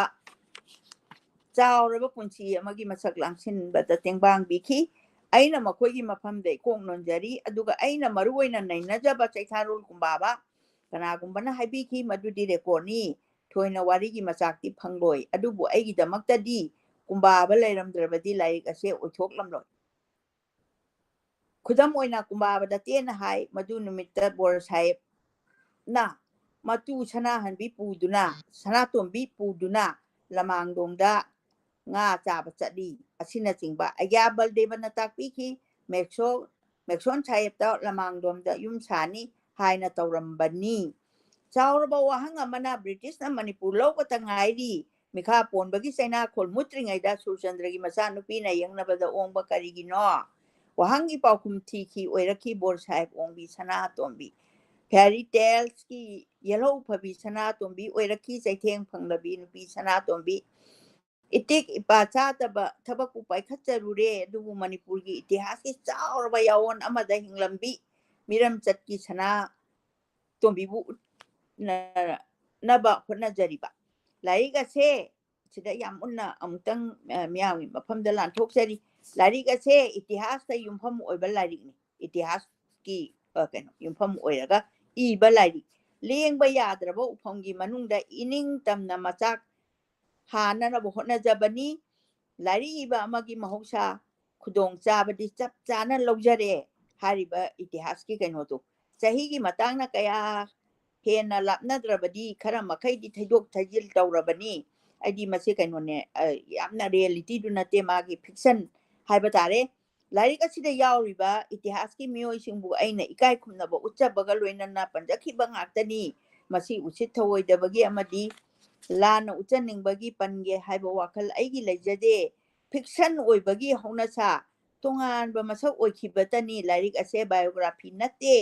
ꯏꯇꯤꯍꯥꯁ ꯅꯠꯇꯦ ꯃꯁꯤꯃꯗꯤ ꯃꯤꯌꯥꯝꯅ ꯌꯥꯕꯤꯒꯅꯤ ꯊꯥꯖꯖꯩ ꯁꯨꯝꯅ ꯃꯍꯥꯔꯥꯖ ꯀꯨꯃꯥꯔꯤꯅ ꯁꯦꯡꯗꯣꯛꯄꯤꯔꯝꯕꯁꯦ ꯑꯩꯅ ꯑꯃꯨꯛꯀꯁꯨ ꯉꯁꯥꯏꯒꯤ ꯔꯤꯐꯔꯦꯟꯁ ꯃꯤꯌꯥꯝꯅ ꯂꯧꯕꯤꯕꯗꯣ ꯑꯗꯨꯗ ꯍꯟꯖꯟꯖꯕꯅꯤ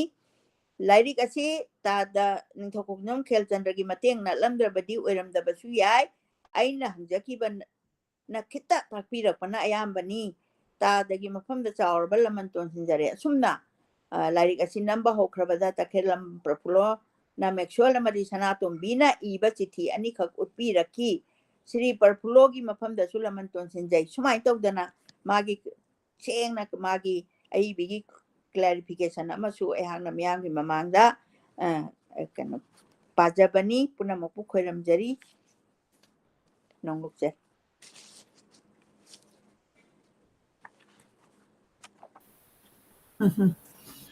ꯑꯩꯈꯣꯏ ꯏꯃꯥꯅ ꯉꯁꯤ ꯄꯥꯕꯤꯕꯒꯤꯗꯃꯛꯇ ꯏꯃꯥꯕꯨ ꯈꯨꯔꯨꯝꯖꯔꯤ ꯂꯚ ꯑꯦꯟ ꯂꯥꯏꯠ ꯄꯨꯝꯅꯃꯛꯅ ꯊꯥꯕꯤꯔꯛꯎ ꯊꯥꯕꯤꯔꯛꯏ ꯑꯗꯨꯒ ꯑꯩꯈꯣꯏꯒꯤ ꯂꯥꯏꯔꯤꯛ ꯑꯗꯨ ꯏꯕꯤꯔꯝꯃꯒ ꯑꯩꯈꯣꯏ ꯃꯌꯥꯝꯒꯤꯗꯃꯛꯇ ꯈꯨꯗꯣꯜ ꯇꯝꯕꯤꯔꯝꯕ ꯃꯤꯡ ꯑꯣꯏꯅ ꯄꯟꯖꯔꯕꯗ ꯑꯦꯝ ꯀꯦ ꯕꯤꯅꯣꯗꯤꯅꯤ ꯃꯥꯕꯨꯁꯨ ꯑꯩꯈꯣꯏ ꯃꯌꯥꯝ ꯈꯨꯔꯨꯝꯃꯤꯟꯅꯁꯤ ꯑꯗꯨꯒ ꯑꯩꯈꯣꯏ ꯃꯅꯤꯄꯨꯔꯤ ꯂꯤꯇꯔꯦꯆꯔꯕꯨ ꯑꯣꯅꯔ ꯇꯧꯃꯤꯟꯅꯁꯤ ꯀꯃꯦꯟꯠ ꯂꯧꯈꯠꯇ꯭ꯔꯤꯉꯩꯗ ꯄꯤꯛꯆꯔ ꯈꯤꯇꯪ ꯁꯦꯌꯔ ꯇꯧꯖꯔꯛꯀꯦ ꯑꯩꯈꯣꯏ ꯏꯃꯥꯅ ꯄꯥꯕꯗ ꯑꯩꯈꯣꯏꯅ ꯔꯥꯏꯇꯔꯁꯤꯒꯤ ꯃꯔꯝꯗ ꯈꯪꯅꯤꯡꯕ ꯑꯗꯒꯤ ꯂꯥꯏꯔꯤꯛ ꯑꯁꯤꯒꯤ ꯕꯦꯁ ꯇꯧꯔꯤꯕ ꯑꯁꯤ ꯑꯩꯈꯣꯏꯅ ꯍꯦꯟꯅ ꯈꯪꯅꯤꯡꯕ ꯑꯗꯨꯒꯨꯝꯕ ꯄꯣꯛꯄ ꯑꯗꯨꯒꯤ ꯗꯨꯅꯤ ꯑꯩꯈꯣꯏꯅ ꯂꯥꯏꯔꯤꯛ ꯑꯁꯤ ꯄꯥꯔꯒ ꯅꯩꯅꯔꯒꯗꯤ ꯀꯅꯥꯅꯣꯃ ꯄꯥꯗꯕ ꯑꯃꯅꯁꯨ ꯑꯃꯨꯛ ꯍꯦꯟꯅ ꯄꯥꯅꯤꯡꯕ ꯄꯣꯛꯄ ꯑꯗꯨꯒ ꯃꯁꯤꯒꯤ ꯂꯥꯏꯔꯤꯛꯁꯤꯗ ꯔꯦꯐꯔ ꯇꯧꯕꯁꯦ ꯑꯃꯨꯛ ꯑꯩꯈꯣꯏꯅ ꯈꯪꯅꯤꯡꯕ ꯑꯗꯨ ꯑꯩ ꯑꯃꯇꯪ ꯁꯦꯌꯔ ꯇꯧꯖꯔꯛꯀꯦ ꯏꯃꯥꯅ ꯄꯥꯕꯤꯕꯗꯒꯤ ꯊꯤꯒꯠꯆꯗꯅ ꯌꯨꯇ꯭ꯌꯨꯕ ꯍꯧꯖꯤꯛꯇꯤ ꯌꯥꯝ ꯅꯨꯡꯉꯥꯏꯔꯦ ꯑꯩꯈꯣꯏꯒꯤ ꯀ꯭ꯔꯤꯌꯦꯇꯔꯁꯤꯡꯕꯨ ꯊꯥꯒꯠꯆꯔꯤ ꯁꯨꯃꯥꯏꯅ ꯇꯧꯗꯅ ꯐꯣꯇꯣꯗꯒꯤ ꯑꯗꯒꯤ ꯚꯤꯗꯤꯑꯣꯗꯒꯤ ꯁꯨꯃꯥꯏꯅ ꯑꯗꯨꯝ ꯑꯩꯈꯣꯏ ꯚꯤꯗꯤꯑꯣ ꯀ꯭ꯔꯤꯌꯦꯠ ꯇꯧꯕꯅ ꯅꯠꯇ꯭ꯔꯒꯅ ꯄꯤꯛꯆꯔ ꯇꯧꯕꯅ ꯑꯁꯨꯃꯥꯏꯅ ꯁꯦꯌꯔ ꯇꯧꯕꯁꯤꯅ ꯑꯩꯈꯣꯏꯒꯤ ꯋꯥꯔꯜꯒꯤ ꯃꯐꯝ ꯃꯐꯝꯗ ꯂꯩꯕ ꯈꯪꯅꯤꯡꯕ ꯂꯩꯔꯀꯥꯟꯗ ꯑꯩꯈꯣꯏꯒꯤ ꯀꯟꯇꯦꯟꯁꯤ ꯍꯦꯟꯒꯅꯤ ꯑꯗꯨꯅ ꯁꯦꯌꯔ ꯇꯧꯕꯤꯌꯨ ꯑꯩꯈꯣꯏ ꯃꯌꯥꯝ ꯍꯦꯟꯅ ꯈꯪꯃꯤꯟꯅꯁꯤ ꯃꯁꯤ ꯊꯤꯒꯠꯆꯕ ꯀꯥꯟꯗ ꯌꯨꯇ꯭ꯌꯨꯕꯇ ꯗꯣꯀꯨꯃꯦꯟꯇꯔꯤ ꯑꯣꯐ ꯑꯦꯝ ꯀꯦ ꯕꯤꯅꯣꯗꯤꯅꯤꯒꯤ ꯌꯥꯝꯅ ꯐꯖꯕ ꯗꯣꯀꯨꯃꯦꯟꯇꯔꯤ ꯑꯃ ꯂꯩꯔꯝꯃꯤ ꯃꯁꯤꯒꯤ ꯂꯤꯡꯛꯁꯤ ꯑꯩꯅ ꯁꯣꯏꯗꯅ ꯁꯦꯌꯔ ꯇꯧꯖꯔꯛꯀꯦ ꯑꯃꯨꯛꯇꯪ ꯃꯌꯥꯝꯅ ꯃꯤꯠꯌꯦꯡ ꯇꯥꯕꯤꯌꯨ ꯃꯁꯤꯒꯤ ꯗꯣꯀꯨꯃꯦꯟꯇꯔꯤꯁꯦ ꯑꯔꯤꯕꯝ ꯁ꯭ꯌꯥꯝ ꯁꯔꯃꯅ ꯗꯤꯔꯦꯛ ꯇꯧꯔꯀꯥꯟꯗ ꯁꯥꯍꯤꯇ꯭ꯌ ꯑꯦꯀꯥꯗꯃꯤ ꯒ ꯈꯨꯠꯁꯝꯅꯔꯀꯥꯟꯗ ꯃꯁꯤ ꯌꯥꯝꯅ ꯐꯖꯅ ꯂꯩꯔꯦ ꯏꯃꯥꯁꯤ ꯃꯁꯥꯃꯛꯀꯤ ꯃꯈꯣꯟ ꯈꯣꯟꯖꯦꯜ ꯑꯗꯒꯤ ꯁꯤꯒꯨꯝꯕ ꯌꯥꯎꯕ ꯌꯥꯝꯅ ꯅꯨꯡꯉꯥꯏꯕ ꯑꯗꯨꯒꯨꯝꯕ ꯗꯣꯀꯨꯃꯦꯟꯇꯔꯤꯅꯤ ꯃꯁꯤꯃꯇꯪ ꯁꯦꯌꯔ ꯇꯧꯖꯒꯦ ꯑꯗꯒꯤ ꯃꯁꯤꯒꯤꯗ ꯏꯃꯥꯅ ꯄꯥꯕꯤꯕ ꯀꯥꯟꯗ ꯑꯩꯈꯣꯏ ꯃꯥꯒꯤ ꯏꯃꯥ ꯇꯥꯕꯤꯀꯣ ꯇꯥꯏ ꯏꯃꯥꯅ ꯐꯝꯕꯗꯨ ꯅꯨꯡꯉꯥꯏꯇ꯭ꯔꯕꯣ ꯑꯧ ꯈꯔ ꯋꯥꯕ ꯋꯥꯔꯕꯣ ꯅꯠꯇꯦ ꯋꯥꯕ ꯍꯥꯏꯗꯤ ꯃꯐꯝ ꯈꯣꯡꯁꯦ ꯍꯣꯡꯒꯦꯔꯣ ꯍꯥ ꯃꯐꯝ ꯍꯣꯡꯒꯦꯔꯣ ꯑꯗꯨ ꯀꯃꯥꯏꯅ ꯇꯧꯕ ꯍꯣꯡꯉꯔꯣꯏ ꯈꯣꯡꯁꯦ ꯆꯞ ꯃꯥꯟꯅꯅ ꯇꯤꯡꯊꯣꯛꯇ꯭ꯔꯗꯤ ꯈꯣꯡ ꯅꯥꯝꯃꯁꯦ ꯄꯪꯊꯔꯛꯑꯕ ꯑꯣꯀꯦ ꯐꯖꯅ ꯐꯝꯕꯤꯌꯨ ꯑꯗꯨꯅ ꯏꯃꯥꯅ ꯉꯁꯥꯏꯒꯤ ꯉꯁꯤꯒꯤ ꯂꯥꯏꯔꯤꯛ ꯄꯥꯈꯤꯕꯁꯤꯗ ꯑꯔꯥꯝꯕꯥꯏꯒꯤ ꯔꯦꯐꯔꯦꯟꯁꯁꯦ ꯂꯩꯈꯤ ꯑꯗꯣ ꯑꯩꯈꯣꯏ ꯑꯔꯥꯝꯕꯥꯏꯁꯤ ꯍꯣꯏ ꯌꯥꯝ ꯃꯨꯟꯅ ꯈꯪꯕꯤꯕ ꯑꯇꯥꯕ ꯃꯔꯛꯇ ꯌꯥꯎꯔꯝꯒꯅꯤ ꯑꯗꯨꯕꯨ ꯑꯔꯥꯝꯕꯥꯏꯁꯤ ꯀꯔꯤꯅꯣ ꯈꯪꯗꯕꯁꯨ ꯑꯗꯨꯝ ꯌꯥꯎꯔꯝꯒꯅꯤ ꯑꯩ ꯏꯁꯥꯃꯛ ꯑꯔꯥꯝꯕꯥꯏꯁꯤ ꯀꯔꯤꯅꯣ ꯍꯥꯏꯕꯁꯤ ꯑꯩꯈꯣꯏꯅ ꯃꯇꯝ ꯑꯃꯗ ꯑꯗꯨꯝ ꯑꯩꯅ ꯊꯤꯒꯠꯈꯤ ꯑꯗꯨꯅ ꯃꯁꯤ ꯊꯤꯒꯠꯄ ꯀꯥꯟꯗ ꯐꯣꯇꯣꯁꯤ ꯑꯩ ꯏꯁꯥꯒꯤ ꯅꯠꯇꯦ ꯏ ꯄꯥꯎ ꯑꯗꯒꯤ ꯒꯨꯒꯜ ꯁꯔꯆꯇ ꯊꯣꯛꯂꯛꯄꯅꯤ ꯑꯗꯨꯅ ꯃꯦꯛꯁꯋꯦꯜꯅ ꯑꯔꯥꯝꯕꯥꯏꯁꯤ ꯃꯇꯝꯗꯨꯗ ꯂꯥꯟ ꯁꯣꯛꯅꯕ ꯀꯥꯟꯗ ꯕꯣꯝ ꯇꯣꯞꯀꯤ ꯃꯔꯛꯇꯨꯗ ꯃꯅꯤꯄꯨꯔꯒꯤ ꯌꯥꯝ ꯐꯖꯅ ꯁꯨꯃꯥꯏꯅ ꯁꯣꯛꯂꯛꯄꯗꯨꯗ ꯃꯥꯅ ꯌꯥꯝꯅ ꯏꯟꯇ꯭ꯔꯤꯛ ꯑꯣꯏꯈꯤꯕ ꯑꯗꯨꯒꯤ ꯔꯦꯐꯔꯦꯟꯁꯇꯨꯗ ꯀꯔꯤꯅꯣ ꯑꯔꯥꯝꯕꯥꯏ ꯍꯥꯏꯁꯤ ꯃꯗꯨꯒꯤ ꯐꯣꯇꯣꯗꯨꯅꯤ ꯑꯩꯈꯣꯏꯅ ꯑꯩꯅ ꯑꯃꯨꯛꯇꯪ ꯁꯤꯌꯔ ꯇꯧꯖꯔꯤꯁꯤ ꯃꯁꯤꯗ ꯋꯥꯍꯣꯡ ꯃꯇꯨꯒꯅꯒ ꯇꯧꯔꯀꯥꯟꯗ ꯗꯦꯀꯣꯔꯦꯠ ꯇꯧꯔꯒ ꯂꯥꯟ ꯃꯔꯛꯇꯨꯗ ꯃꯁꯤꯅ ꯑꯃꯨꯛ ꯍꯣꯔꯁꯇꯨꯗꯒ ꯄꯥꯟꯗꯅꯒ ꯇꯧꯏ ꯀꯥꯏꯅ ꯃꯥꯒꯤ ꯑꯗꯨꯒꯤ ꯔꯦꯐꯔꯦꯟꯁꯇꯣ ꯑꯗꯨꯗ ꯑꯩꯈꯣꯏꯗ ꯀꯔꯤꯅꯣꯅꯦ ꯑꯔꯥꯝꯕꯥꯏꯁꯤꯕꯨ ꯀꯃꯥꯏꯅ ꯇꯧꯕꯖꯥꯠꯅꯣ ꯍꯥꯏꯕꯗꯨꯒꯤꯅꯤ ꯑꯗꯣ ꯃꯇꯝꯗꯨꯗ ꯁꯨꯃꯥꯏꯅ ꯇꯧꯕ꯭ꯔꯥ ꯍꯥꯏꯕꯗꯨꯗꯤ ꯑꯩ ꯈꯪꯗ꯭ꯔꯦ ꯃꯁꯤꯗꯤ ꯖꯁ ꯑꯩꯈꯣꯏꯅ ꯏꯟꯇꯔꯅꯦꯠꯇ ꯑꯩꯅ ꯊꯤꯖꯕ ꯀꯥꯟꯗ ꯀꯔꯝꯃꯥꯏꯅ ꯌꯨꯁ ꯇꯧꯏ ꯍꯥꯏꯕꯒꯤ ꯑꯗꯨꯒꯤ ꯈꯤꯇꯪ ꯔꯦꯐꯔꯦꯟꯁꯇꯨ ꯁꯤꯌꯔ ꯇꯧꯖꯕꯅꯤ ꯃꯗꯒꯤ ꯀꯩꯅꯣꯁꯦ ꯑꯦꯟ ꯚꯗ꯭ꯔ ꯁꯤꯡꯁꯦ ꯃꯁꯤꯁꯨ ꯑꯩꯈꯣꯏꯒꯤ ꯂꯥꯏꯔꯤꯛꯁꯤꯗ ꯑꯗꯨꯝ couple of times refer ꯇꯧꯈꯤꯀꯣ ꯑꯗꯨꯅ ꯑꯦꯟ ꯚꯗ꯭ꯔ ꯁꯤꯡꯁꯤ ꯑꯥꯔꯇꯤꯁ ꯑꯩꯈꯣꯏꯒꯤ ꯃꯅꯤꯄꯨꯔꯒꯤ ꯌꯥꯝꯅ ꯃꯇꯝꯗꯨꯗ ꯑꯐꯥꯎꯕ ꯑꯥꯔꯇꯤꯁꯅꯤ ꯑꯗꯨꯅ ꯃꯁꯤ ꯃꯥꯒꯤ ꯃꯔꯝꯗ ꯑꯃꯨꯛ ꯑꯩꯈꯣꯏꯅ ꯈꯪꯅꯤꯡꯕ ꯃꯥꯁꯦ ꯀꯃꯥꯏꯅ ꯇꯧꯕꯖꯥꯠꯅꯣ ꯃꯥꯒꯤ ꯋꯥꯔꯛꯁꯤꯅ ꯀꯔꯤ ꯇꯧꯕꯖꯥꯠꯅꯣ ꯀꯥꯏꯅ ꯇꯧꯕ ꯀꯥꯟꯗ ꯑꯃꯨꯛ ꯑꯩꯅ ꯌꯦꯡꯈꯠꯆꯕꯅꯤ ꯑꯗꯨꯗ ꯃꯥꯅ ꯌꯦꯛꯄꯤꯔꯝꯕ ꯄꯤꯛꯆꯔ ꯌꯦꯛꯄꯤꯔꯝꯕ ꯄꯦꯟꯇꯤꯡ ꯈꯔ ꯑꯃꯨꯛ ꯊꯦꯡꯅꯖꯩ ꯃꯁꯤ ꯑꯃꯨꯛꯇꯪ ꯌꯦꯡꯃꯤꯟꯅꯁꯤ ꯃꯁꯤꯗ ꯖꯤꯂꯥ ꯗꯔꯕꯥꯔ ꯍꯥꯏꯁꯦ ꯖꯤꯂꯥ ꯗꯔꯕꯥꯔꯁꯤ ꯉꯁꯥꯏꯒꯤ ꯅꯣꯚꯦꯜꯁꯤꯗꯁꯨ ꯉꯁꯥꯏ ꯔꯦꯐꯔ ꯇꯧꯈꯤ ꯑꯗꯨꯗ ꯖꯤꯂꯥ ꯗꯔꯕꯥꯔꯁꯤ ꯑꯦꯟ ꯚꯗ꯭ꯔ ꯁꯤꯡꯅ ꯌꯦꯛꯄꯒꯤꯁꯤ ꯃꯁꯤ ꯒꯤ ꯄꯤꯛꯆꯔꯁꯤ ꯐꯪꯖꯩ ꯑꯦꯟ ꯚꯗ꯭ꯔ ꯁꯤꯡꯁꯦ 1861ꯗ ꯄꯣꯛꯑꯀꯥꯟꯗ 1927ꯗ ꯂꯩꯈꯤꯗꯦꯕ ꯃꯥꯁꯤ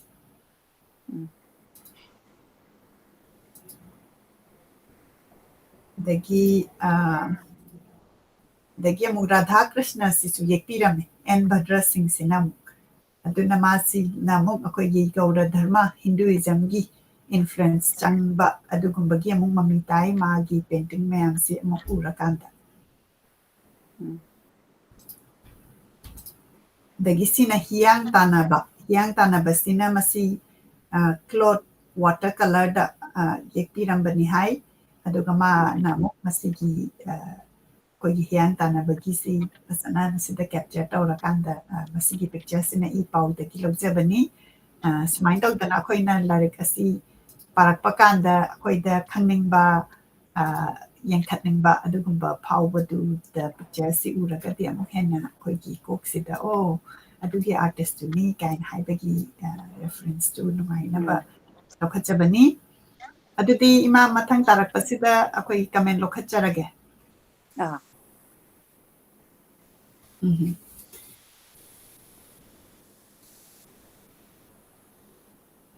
ꯌꯦꯡꯕꯤꯔꯤ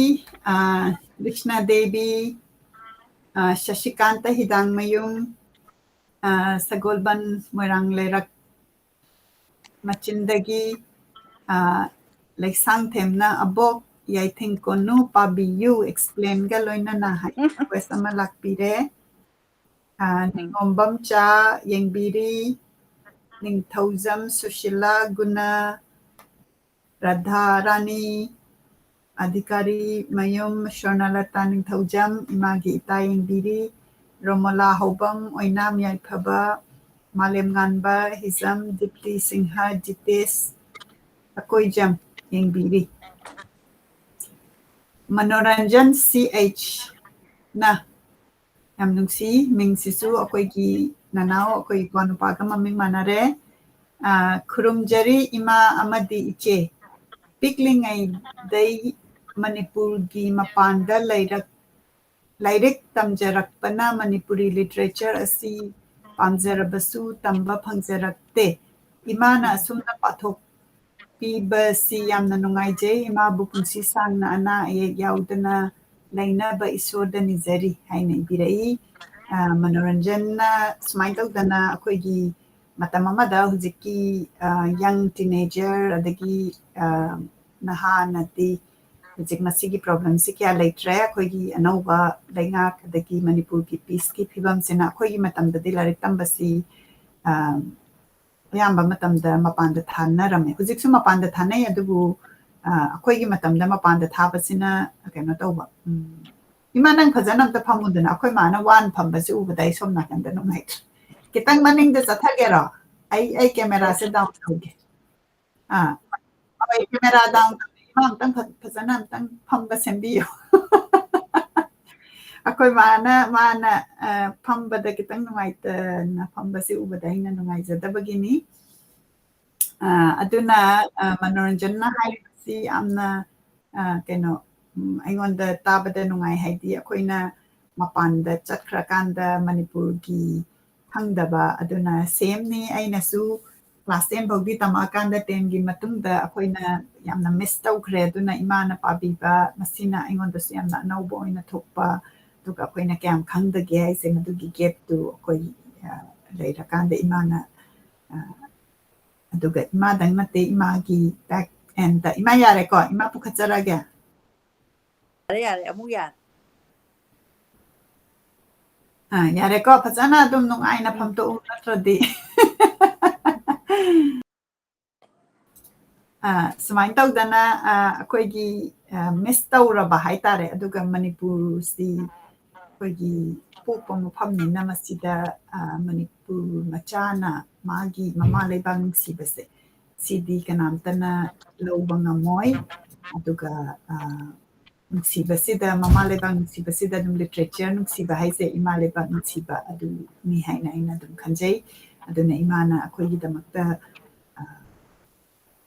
ꯄꯥꯕꯤꯔꯀꯥꯟꯗ ꯄꯤꯕꯤꯕꯁꯦ ꯃꯁꯤ ꯌꯥꯝꯅ ꯑꯩꯈꯣꯏꯒꯤ ꯑꯆꯧꯕ ꯑꯩꯈꯣꯏꯒꯤ ꯖꯦꯅꯦꯔꯦꯁꯟ ꯅꯦꯛꯁ ꯖꯦꯅꯦꯔꯦꯁꯟ ꯐ꯭ꯌꯨꯆꯔ ꯖꯦꯅꯦꯔꯦꯁꯟꯒꯤ ꯑꯗꯨꯝ ꯑꯆꯧꯕ ꯒꯤꯐꯅꯤ ꯍꯥꯏꯅ ꯈꯨꯔꯨꯝꯖꯔꯤ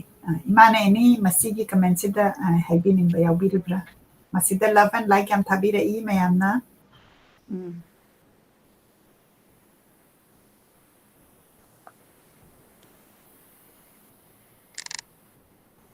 ꯏꯃꯥ ꯇꯥꯕꯤꯕ꯭ꯔꯥ ꯇꯥꯏ ꯃꯁꯤꯒꯤ ꯀꯃꯦꯟꯁꯤꯗ ꯏꯃꯥꯅ ꯑꯦꯅꯤ ꯑꯦꯗꯤꯁꯅꯦꯜ ꯍꯥꯏꯕꯤꯅꯤꯡꯕ ꯌꯥꯎꯕꯤꯕ꯭ꯔꯥ ꯀꯔꯤꯑꯕ ꯍꯧꯖꯤꯛꯀꯤꯗꯣ ꯑꯩ ꯑꯝꯇꯒ ꯍꯥꯏꯔꯛꯑꯣ ꯅꯠꯇꯦ ꯇꯥꯗꯕ ꯅꯠꯇꯕ ꯑꯩꯒꯤ ꯑꯦꯇꯦꯟꯁꯟꯗꯣ ꯑꯗꯣꯝꯗ ꯂꯩꯔꯨꯗ꯭ꯔꯕ ꯅꯠꯇꯦꯗ ꯃꯅꯣꯔꯟꯖꯟ CHꯅ ꯁꯨꯃꯥꯏꯅ ꯇꯧꯗꯅ ꯃꯄꯥꯟꯗ ꯂꯩꯔꯀꯥꯟꯗ ꯄꯤꯛꯂꯤꯉꯩꯗ ꯃꯥꯅ ꯃꯄꯥꯟꯗ ꯇꯝꯃꯝꯅꯤꯅ ꯃꯅꯤꯄꯨꯔꯤ ꯂꯤꯇꯔꯦꯆꯔꯁꯤꯒꯤ ꯑꯦꯛꯁꯄꯣꯖꯔꯁꯦ ꯌꯥꯝꯅ ꯌꯥꯝꯗ꯭ꯔꯦꯗꯅ ꯑꯗꯣ ꯏꯃꯥꯅ ꯄꯥꯕꯤꯔꯛꯄꯁꯤꯗ ꯌꯥꯝ ꯅꯨꯡꯉꯥꯏꯌꯦꯅ ꯑꯗꯨꯒꯤ ꯀꯃꯦꯟꯇꯨꯗ ꯏꯃꯥꯅ ꯑꯦꯅꯤ ꯑꯦꯗꯤꯁꯅꯦꯜ ꯍꯥꯏꯕꯤꯅꯤꯡꯕ ꯂꯩꯕꯤꯕ꯭ꯔꯥ ꯍꯪꯖꯕꯅꯤ ꯑꯗꯨꯅꯤꯗ ꯏꯆꯥ ꯏꯕꯨꯡꯉꯣ ꯃꯅꯣꯔꯟꯖꯟ ꯑꯩꯅ ꯇꯧꯖꯔꯤꯁꯦ ꯑꯩꯁꯦ ꯆꯍꯤ 70 ꯐꯥꯎꯗꯤꯅꯦ ꯑꯩ ꯏꯆꯥꯒꯤ ꯏꯃꯨꯡꯒꯤ ꯑꯗꯒꯤ ꯑꯩꯒꯤ ꯍꯥꯏꯇꯥꯔꯦꯀꯣ ꯑꯁꯤꯒꯤ ꯋꯥꯈꯜ ꯃꯅꯨꯡꯁꯤꯗꯅꯦ ꯄꯨꯡꯁꯥ ꯁꯥꯔꯒ ꯀꯩꯝ ꯇꯧ ꯉꯝꯗꯦ ꯑꯗꯣ ꯑꯩꯗꯤ ꯀꯩꯝꯇꯁꯨ ꯕꯦꯛꯒ꯭ꯔꯥꯎꯟ ꯇꯧꯍꯧꯗ꯭ꯔꯦ ꯑꯗꯨꯕꯨ ꯑꯩꯅ ꯈ꯭ꯋꯥꯏꯗꯒꯤ ꯄꯥꯝꯖꯕ ꯑꯃ ꯏꯁꯣꯔꯅ ꯄꯤꯕꯤꯕꯅꯦꯅ ꯂꯧꯔꯦ ꯀꯔꯤꯒꯤꯅꯣꯅ ꯍꯥꯏꯕꯗ ꯑꯗꯨꯃꯥꯏꯅ ꯇꯥꯍꯧꯗ꯭ꯔꯕ ꯑꯗꯩ ꯈꯪꯍꯧꯗ꯭ꯔꯕ ꯋꯥꯔꯤ ꯑꯣꯏꯅ ꯂꯤꯕꯗ ꯏꯆꯥꯅ ꯍꯥꯏꯗꯤ ꯏꯁꯨꯒꯨꯝꯕ ꯍꯥꯏꯇꯥꯔꯦ ꯑꯗꯨ ꯏꯆꯥ ꯑꯗꯨꯝ ꯍꯥꯏꯒꯦꯀꯣ ꯑꯗꯨ ꯏꯆꯥꯅ ꯅꯨꯡꯉꯥꯏ ꯀꯥꯏꯅ ꯍꯥꯏꯕꯁꯦ ꯑꯩꯉꯣꯟꯗꯗꯤ ꯀꯩꯅꯣ ꯚꯥꯕꯣꯛ ꯏꯁꯩ ꯁꯛꯄꯗ ꯄꯩꯁꯥ ꯊꯥꯕꯗꯣ ꯑꯗꯨꯒꯨꯝꯕ ꯑꯗꯨꯗꯒꯤ ꯂꯤꯁꯤꯡ ꯍꯦꯟꯅ ꯑꯩꯅ ꯅꯨꯡꯉꯥꯏꯕ ꯐꯪꯉꯦꯕ ꯑꯩꯒꯤꯁꯤꯗ ꯏꯕꯨꯡꯉꯣꯗ ꯀꯥꯟꯅꯕ ꯐꯪꯉꯦ ꯍꯥꯏꯗꯣ ꯀꯅꯥꯒꯨꯝꯕ ꯃꯤ ꯑꯃꯅ ꯊꯕꯛ ꯑꯃ ꯇꯧꯕꯗ ꯃꯥꯁꯦ ꯀꯔꯤꯝ ꯀꯥꯟꯅꯗ꯭ꯔꯕ ꯑꯩꯅ ꯉꯥꯡꯕꯗ ꯀꯅꯥꯒꯨꯝꯕ ꯑꯃꯅ ꯇꯥꯅꯤꯡꯗ꯭ꯔꯕ ꯃꯅꯥꯀꯣꯡ ꯃꯦꯟꯁꯤꯜ ꯂꯩꯔꯗꯤ ꯑꯩ ꯀꯔꯤꯗꯧꯅ ꯉꯥꯡꯉꯨꯔꯅꯤ ꯉꯥꯡꯕꯒꯤ ꯗꯣ ꯂꯩꯔꯔꯣꯏ ꯑꯗꯨꯅ ꯃꯤꯠ ꯎꯕ ꯐꯪꯗ꯭ꯔꯕ ꯑꯉꯥꯡ 2 ꯑꯃ ꯍꯧꯔꯛꯄꯗ ꯅꯨꯄꯤ ꯃꯆꯥ ꯑꯃꯒ ꯑꯗꯒꯤ ꯉꯔꯥꯡ ꯅꯍꯥꯟꯗ ꯅꯨꯄꯥ ꯃꯆꯥ ꯑꯃꯒ ꯃꯣꯏ ꯄꯔꯤꯈꯥꯒꯁꯨ ꯊꯥꯏ ꯍꯥꯏ ꯑꯗꯨꯗꯒꯤ ꯉꯝꯃꯦꯒ ꯍꯥꯏꯕꯁꯤꯗ ꯑꯩꯅ ꯀꯥ ꯍꯦꯟꯅ ꯇꯧꯗ꯭ꯔꯒꯁꯨ ꯃꯣꯏꯅ ꯑꯩꯉꯣꯟꯗ ꯍꯥꯏꯔꯛꯄ ꯋꯥꯍꯩꯁꯦ ꯃꯁꯤ ꯑꯉꯛꯄꯗ ꯑꯩꯉꯣꯟꯗ ꯍꯥꯏꯅꯤꯡꯉꯥꯏ ꯂꯩꯇꯅ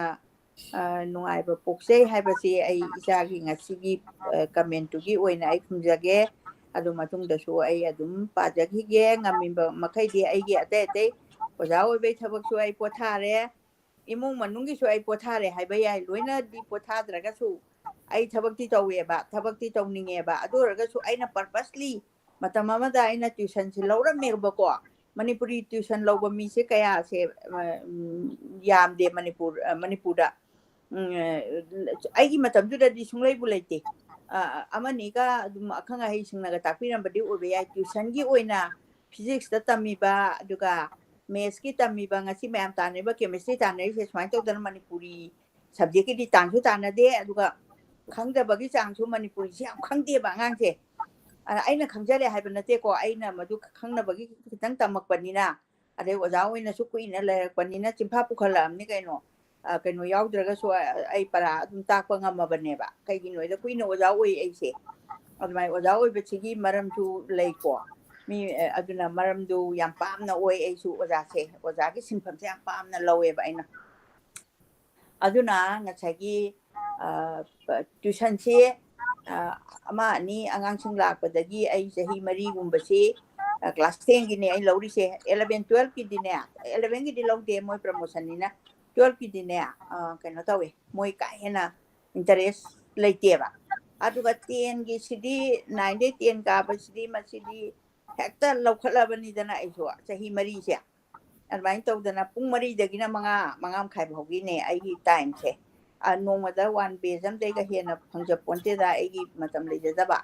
advain to ba aduna kamai to ge adu at least advain sum to ba sina aina society gi oina di ai kaim to ba si leiraroi ba heng jom na hangaga ne nang kai to rai ai oja oi adu to ya to oja oi su to lo to su phang da su anam ta sikin to su phangi dana kwa aduna madu su to da bi gi por am tang di ai se pam bani haraga ai gi thabak se leiramme ba isona pirakpa ai gi san pi ga ai ga tinajaru badagi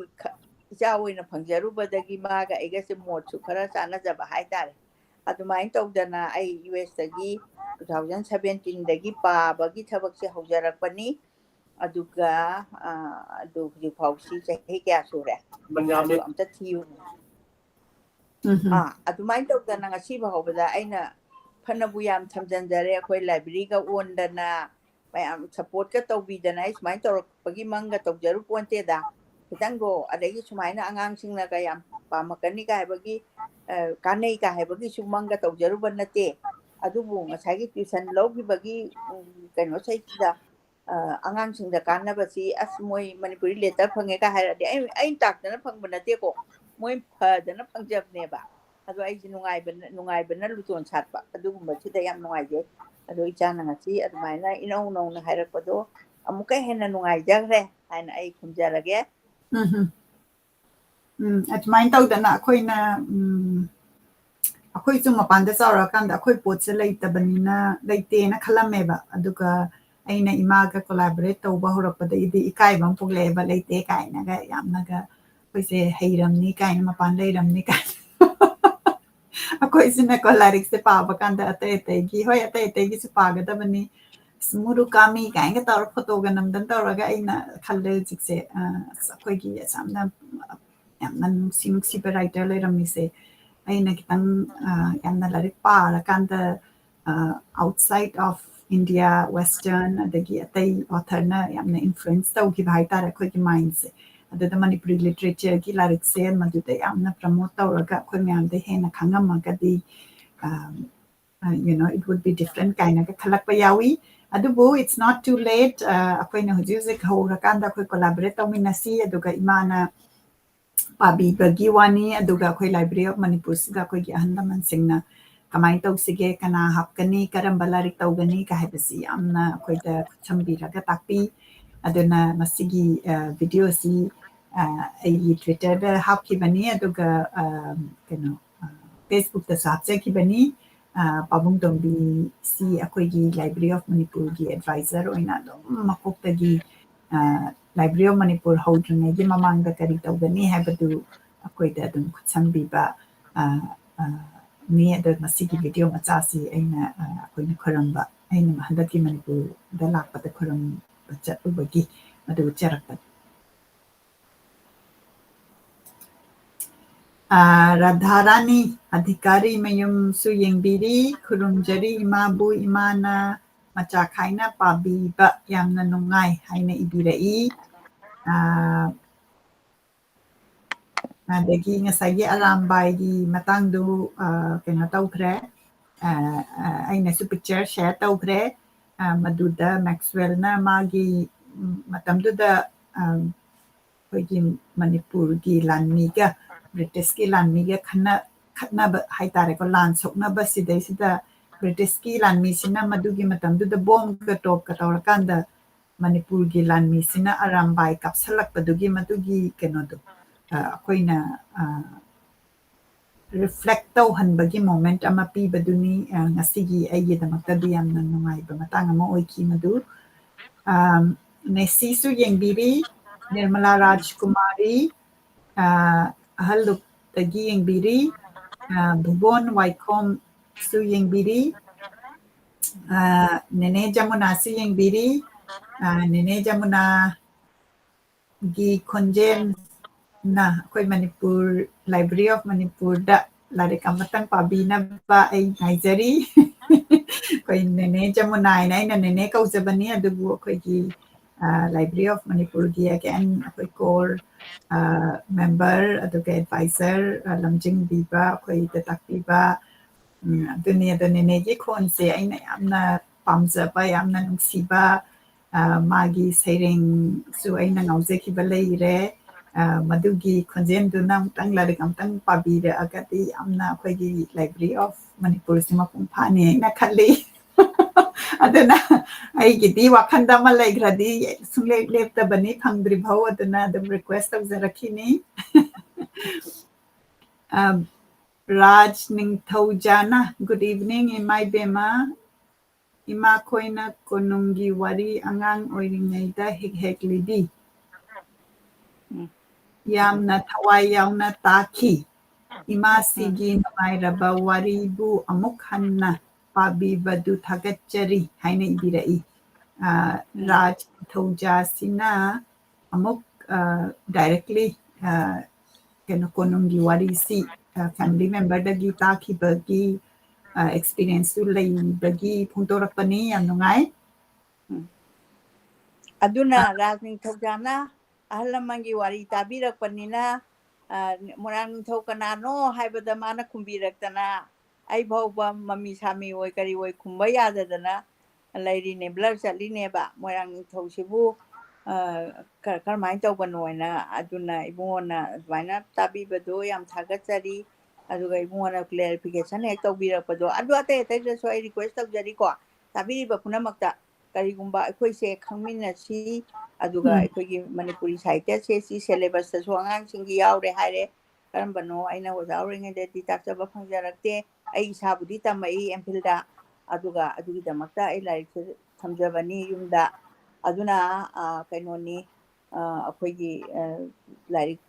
tamba habasidi khangdaba yadabani adu Manipuri ni gain lai aina heta imaro ngangi kaina iru ya ponte masi manungda changbase khara fazana changhoudragadi heta laleba aduna khoina yamna pungning changna kaino che nainaminasi angangsing khangjasanu aikoigi nainabada akhangba ma puthora akanda thambase aidi tamdrena loire naina toba yate haba khangbato changa akanda ngasaigi generation sida tamhoriba angangsing moi knowledge oirakanda Manipuri se kaino subject sigi matang se any hirambu oiro ko ado akoina khanghau na damakta adongi su pungning da laiba akhangba singdu puthoga naina bado adune ai hangna pamjabase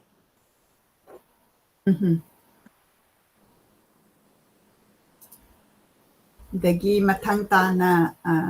lokachage comment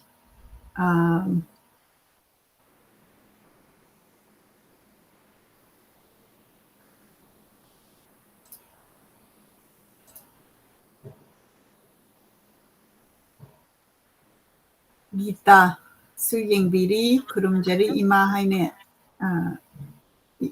Ibirai Ohong Siloni Tongam Yengbiri Ngantoi Irom Yengbiri Aruna Irengbam Yengbiri Dagi Arif Aribam Suyengbiri Finding the Voice Ki Viewers Singi Mapam Da Hankachari Number Bibi Rakpa akoina WhatsApp group ama semjabani akoigi hack live si chatpa kanda alert lagna ba do akoigi Facebook ama di YouTube se sida subscribe ตꯧꯔꯒꯗꯤ ꯃꯗꯨꯒꯤ alert ꯁꯨ ꯂꯥꯛꯄꯅꯤ ꯑꯗꯨꯕꯨ ꯑꯩꯈꯣꯏꯒꯤ listener ꯃꯔꯛꯇ WhatsApp ꯗꯅ ꯍꯦꯟꯅ ꯈꯨꯠꯂꯣꯏꯕ ꯄꯥꯝꯕ ꯌꯥꯎꯏ ꯍꯥꯏꯅ ꯇꯥꯖꯕꯗꯒꯤ ꯁꯨꯃꯥꯏꯅ ꯇꯧꯗꯅ ꯑꯥꯔꯤꯐꯅ volunteer ꯇꯧꯔꯀꯥꯟꯗ ꯑꯩꯈꯣꯏꯒꯤ ꯒ꯭ꯔꯨꯞꯁꯤ ꯁꯦꯝꯖꯕꯅꯤ ꯑꯗꯨꯅ ꯑꯗꯣꯝꯅ ꯑꯩꯈꯣꯏꯅ ꯂꯥꯏꯐ ꯆꯠꯄ ꯈꯨꯗꯤꯡꯒꯤ alert ꯄꯥꯝꯕꯤꯔꯒꯗꯤ ꯃꯗꯨꯒꯤ ꯒ꯭ꯔꯨꯞꯇꯨꯗ ꯑꯩꯈꯣꯏꯅ ꯍꯥꯞꯆꯤꯟꯖꯅꯕ ꯅꯝꯕꯔ ꯁꯦꯌꯔ ꯇꯧꯕꯤꯔꯛꯎ ꯍꯥꯏꯅ ꯅꯤꯡꯁꯤꯡꯖꯔꯤ ꯑꯗꯒꯤ ꯔꯥꯖ ꯅꯤꯡꯊꯧꯖꯥ ꯑꯁꯤ ꯁꯒꯣꯜꯕꯝ ꯃꯩꯅꯣ ꯂꯩꯔꯛꯇꯒꯤ ꯌꯦꯡꯕꯤꯕꯅꯤ ꯃꯂꯥ ꯑꯣꯏꯅꯥꯝꯅ ꯄꯤꯁꯨꯝꯊꯣꯡꯗꯒꯤ ꯌꯦꯡꯕꯤꯔꯤ ꯀ꯭ꯔꯤꯁꯅ ꯗꯦꯕꯤꯅ ꯌꯥꯝꯅ ꯅꯨꯡꯁꯤ ꯗꯤꯁꯀ꯭ꯔꯤꯞꯁꯟ ꯌꯥꯝꯅ ꯐꯖꯩ ꯍꯥꯏꯅ ꯏꯕꯤꯔꯛꯏ ꯅꯤꯅꯦ ꯖꯃꯨꯅꯥ ꯔꯦꯅꯤ ꯁꯂꯥꯝ ꯄꯨꯝꯅꯃꯛꯅ ꯑꯩꯈꯣꯏ ꯃꯥꯒꯤꯗꯃꯛꯇ ꯃꯦꯗꯜ ꯌꯥꯝ ꯊꯥꯕꯤꯔꯛꯏ ꯉꯁꯤꯗꯤ ꯃꯉꯥꯡ ꯆꯅꯨꯅꯁꯨ ꯑꯗꯒꯤ ꯀꯤꯡꯁꯟ ꯃꯪꯁꯥ ꯇꯥꯕꯝ ꯏꯃꯥ ꯏꯕꯦꯝꯃꯒ ꯏꯆꯦꯃꯒ ꯈꯨꯔꯨꯝꯖꯔꯤ ꯌꯦꯡꯕꯤꯔꯤ ꯅꯦꯅꯦ ꯖꯃꯨꯅꯥ ꯂꯥꯏꯁ꯭ꯔꯝꯅ ꯑꯣꯖꯥ ꯁꯔꯣꯖꯀꯤ ꯄꯥꯎꯈꯨꯝ ꯇꯥꯖꯕꯗ ꯋꯥꯈꯜ ꯂꯧꯁꯤꯡ ꯌꯥꯝꯅ ꯑꯣꯏꯈ꯭ꯔꯦ ꯉꯁꯥꯏꯒꯤ ꯑꯩꯈꯣꯏꯅ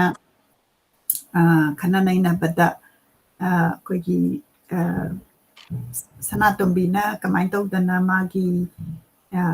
ꯃꯅꯤꯛꯆꯥꯟꯒ ꯃꯦꯛꯁꯋꯦꯜꯒꯤ ꯃꯥꯅ ꯈꯤꯇꯪ ꯈꯟꯕ ꯍꯥꯏꯒꯗ꯭ꯔꯥ ꯃꯥꯒꯤ ꯀꯩꯅꯣ ꯗꯤꯐ꯭ꯔꯦꯟꯁꯇꯣ ꯑꯗꯨ ꯅꯩꯅꯈꯤꯕꯗꯨꯅꯤ ꯑꯗꯒꯤ ꯑꯩꯈꯣꯏꯅ ꯇꯧꯕꯗꯤ ꯋꯥꯔꯤꯁꯦ ꯁꯨꯝ ꯄꯥꯔꯛꯄ ꯀꯥꯟꯗ ꯑꯍꯥꯟꯕꯒꯤ ꯁꯤꯗꯅ ꯕꯦꯛꯒ꯭ꯔꯥꯎꯟꯁꯤ ꯌꯥꯎꯈ꯭ꯔꯀꯥꯟꯗ ꯀꯣꯟꯅ ꯁꯅꯥꯇꯣꯝꯕꯤꯅ ꯃꯦꯛꯁꯋꯦꯜꯁꯤꯗ ꯆꯠꯈꯤꯕ ꯁꯤꯗꯩꯁꯤꯗ ꯃꯌꯥꯝꯒꯤ ꯏꯟꯇꯔꯦꯁꯁꯦ ꯍꯥꯏ ꯑꯣꯏꯔꯛꯄ꯭ꯔꯥ ꯍꯥꯏꯅ ꯈꯟꯖꯩ ꯀꯩꯒꯤꯅꯣꯒ ꯃꯥꯅ ꯑꯗꯨꯗꯩꯗꯨꯗ ꯇꯧꯔꯛꯄꯗꯨꯗ ꯑꯩꯈꯣꯏꯅ ꯕꯦꯛꯒ꯭ꯔꯥꯎꯟꯁꯦ ꯑꯃꯨꯛ ꯀꯥꯎꯈ꯭ꯔꯦꯕ ꯑꯗꯨꯅ ꯑꯩꯅ ꯑꯃꯨꯛ ꯑꯩꯈꯣꯏꯒꯤ ꯑꯦꯗꯤꯇꯤꯡ ꯇꯧꯕꯒꯤ ꯄꯥꯈꯤꯕ ꯃꯌꯥꯝꯁꯦ ꯄꯨꯟꯅ ꯑꯣꯟꯂꯤ ꯄꯥꯕꯒꯤ ꯁꯔꯨꯛꯇꯣ ꯑꯃꯨꯛ ꯍꯟꯅ ꯇꯥꯖꯕ ꯀꯥꯟꯗ ꯉꯁꯥꯏ ꯏꯃꯥꯅ ꯄꯟꯕꯤꯈꯤꯕꯗꯣ ꯁꯅꯥꯇꯣꯝꯕꯤꯅ ꯃꯥꯅ ꯃꯥꯒꯤ ꯐꯥꯗꯔꯒꯤ ꯃꯔꯝꯗꯒ ꯃꯥꯅ ꯌꯥꯝꯅ ꯈꯪꯅꯤꯡꯕ ꯃꯇꯝꯗꯨꯗꯗꯤ ꯐꯣꯟ ꯑꯗꯒꯤ ꯑꯗꯨꯗ ꯂꯩꯄꯣꯟꯇꯦ ꯑꯗꯨꯒ ꯃꯥꯏ ꯍꯁꯕꯦꯟꯁꯤꯅ ꯆꯠꯈꯤꯕ ꯀꯥꯟꯗ ꯃꯥ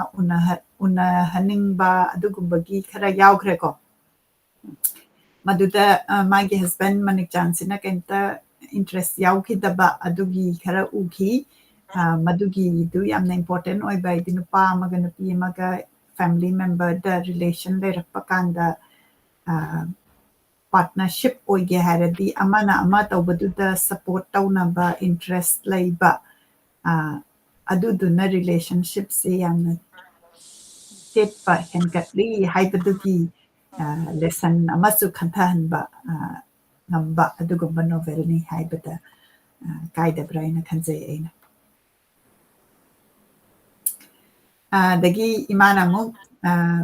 ꯄꯥꯕꯤꯕꯗ ꯁꯦꯡꯗꯣꯛꯈ꯭ꯔꯦ ꯉꯁꯥꯏꯒꯤ ꯑꯩꯈꯣꯏꯒꯤ ꯅꯣꯚꯦꯜꯅꯤ ꯃꯁꯤ ꯕꯥꯏꯑꯣꯒ꯭ꯔꯥꯐꯤ ꯅꯠꯇꯦ ꯍꯤꯁꯇꯣꯔꯤꯀꯦꯜ ꯐꯦꯛ ꯅꯠꯇꯦ ꯑꯗꯨꯕꯨ ꯊꯣꯛꯈꯤꯕꯗꯨꯗ ꯕꯦꯁ ꯇꯧꯔꯀꯥꯟꯗ ꯀ꯭ꯔꯤꯌꯦꯇꯤꯚꯤꯇꯤꯅ ꯊꯜꯂꯀꯥꯟꯗ ꯁꯦꯝꯕ ꯅꯣꯚꯦꯜꯅꯤ ꯐꯤꯛꯁꯟꯅꯤ ꯑꯗꯨꯅ ꯄꯨꯝꯅꯃꯛꯅ ꯃꯁꯤꯗ ꯏꯕ ꯄꯨꯝꯅꯃꯛꯁꯦ ꯃꯁꯤ 100% ꯊꯣꯛꯈ꯭ꯔꯕꯅꯤ ꯍꯥꯏꯅ ꯈꯟꯕꯤꯒꯅꯨ ꯍꯥꯏꯕꯗꯨ ꯑꯃꯨꯛ ꯑꯩꯈꯣꯏꯅ ꯅꯤꯡꯁꯤꯡꯕꯒꯤ ꯋꯥꯅꯤ ꯑꯩꯈꯣꯏꯅ ꯋꯥꯔꯤꯁꯦ ꯅꯨꯡꯉꯥꯏꯃꯟꯈꯤꯗꯅ ꯃꯁꯤꯗꯩꯁꯤꯗ ꯍꯦꯛꯇ ꯑꯁꯦꯡꯕ ꯑꯣꯏꯈ꯭ꯔꯕꯣꯏ ꯅꯤꯡꯕꯗꯣ ꯑꯗꯨꯅ ꯃꯁꯤ ꯌꯥꯝꯅ ꯔꯤꯁꯔꯆꯇꯤ ꯇꯧꯋꯤ ꯃꯥꯅ ꯉꯁꯥꯏ ꯑꯩꯅ ꯅꯤꯡꯁꯤꯡꯕꯗ ꯆꯍꯤ 10ꯃꯨꯛ ꯍꯦꯟꯅ ꯈꯜꯂꯕ ꯃꯇꯨꯡꯗ ꯃꯥꯅ ꯈꯨꯠ ꯊꯥꯕꯅꯤ ꯀ ꯍꯥꯏꯔꯤꯁꯦ ꯑꯗꯨꯒ ꯔꯤꯌꯦꯂꯤꯇꯤ ꯃꯥꯅ ꯔꯤꯁꯔꯆ ꯇꯧꯕꯗꯒ ꯆꯤꯊꯤꯁꯤ ꯀꯩꯅꯣ ꯃꯦꯛꯁꯋꯦꯜꯒ ꯁꯅꯥꯇꯣꯝꯕꯤꯒ ꯏꯟꯅꯈꯤꯕ ꯆꯤꯊꯤꯒꯤ ꯀꯩꯅꯣꯁꯦ ꯚꯧ ꯃꯥꯅ ꯎꯈꯤꯕ ꯑꯗꯨꯒꯨꯝꯕꯒꯤ ꯔꯤꯁꯔꯆ ꯇꯧꯈꯤꯕ ꯑꯗꯨꯒꯨꯝꯕ ꯌꯥꯝꯅ ꯆꯦꯛꯁꯟꯅ ꯏꯕꯤꯔꯝꯃꯒ ꯊꯝꯕꯤꯔꯝꯕ ꯅꯣꯕꯦꯜꯅꯤ ꯍꯥꯏꯅ ꯑꯩꯅ ꯈꯟꯖꯩ ꯑꯍꯣꯡ ꯁꯤꯂꯣꯅꯤꯅ ꯅꯨꯡꯁꯤꯌꯦ ꯍꯥꯏꯅ ꯏꯕꯤꯔꯛꯏ ꯖꯨꯒꯦꯟꯗ꯭ꯔꯣ ꯅꯤꯡꯊꯧꯖꯝ ꯄ꯭ꯔꯤꯌꯥ ꯊꯥꯡꯖꯝ ꯌꯦꯡꯕꯤꯔꯤ ꯅꯦꯇ꯭ꯔꯖꯤꯠ ꯃꯣꯏꯔꯥꯡꯊꯦꯝꯅ ꯕꯣꯔ ꯁꯥꯍꯦꯕ ꯑꯣꯡꯕꯤ ꯁꯅꯥꯇꯣꯝꯕꯤꯕꯨ ꯏꯃꯥ ꯏꯕꯦꯝꯃ ꯁꯔꯣꯖꯅ ꯂꯤꯅꯤꯅ ꯄꯥꯕꯤꯔꯛꯄ ꯌꯥꯝꯅ ꯅꯨꯡꯉꯥꯏꯖꯩ ꯍꯥꯏꯅ ꯏꯕꯤꯔꯛꯏ ꯀꯦꯇꯤ ꯁꯣꯅꯥꯝꯁꯨ ꯌꯦꯡꯕꯤꯔꯤ ꯑꯗꯒꯤ ꯏꯃꯥꯒꯤ ꯏꯄꯥ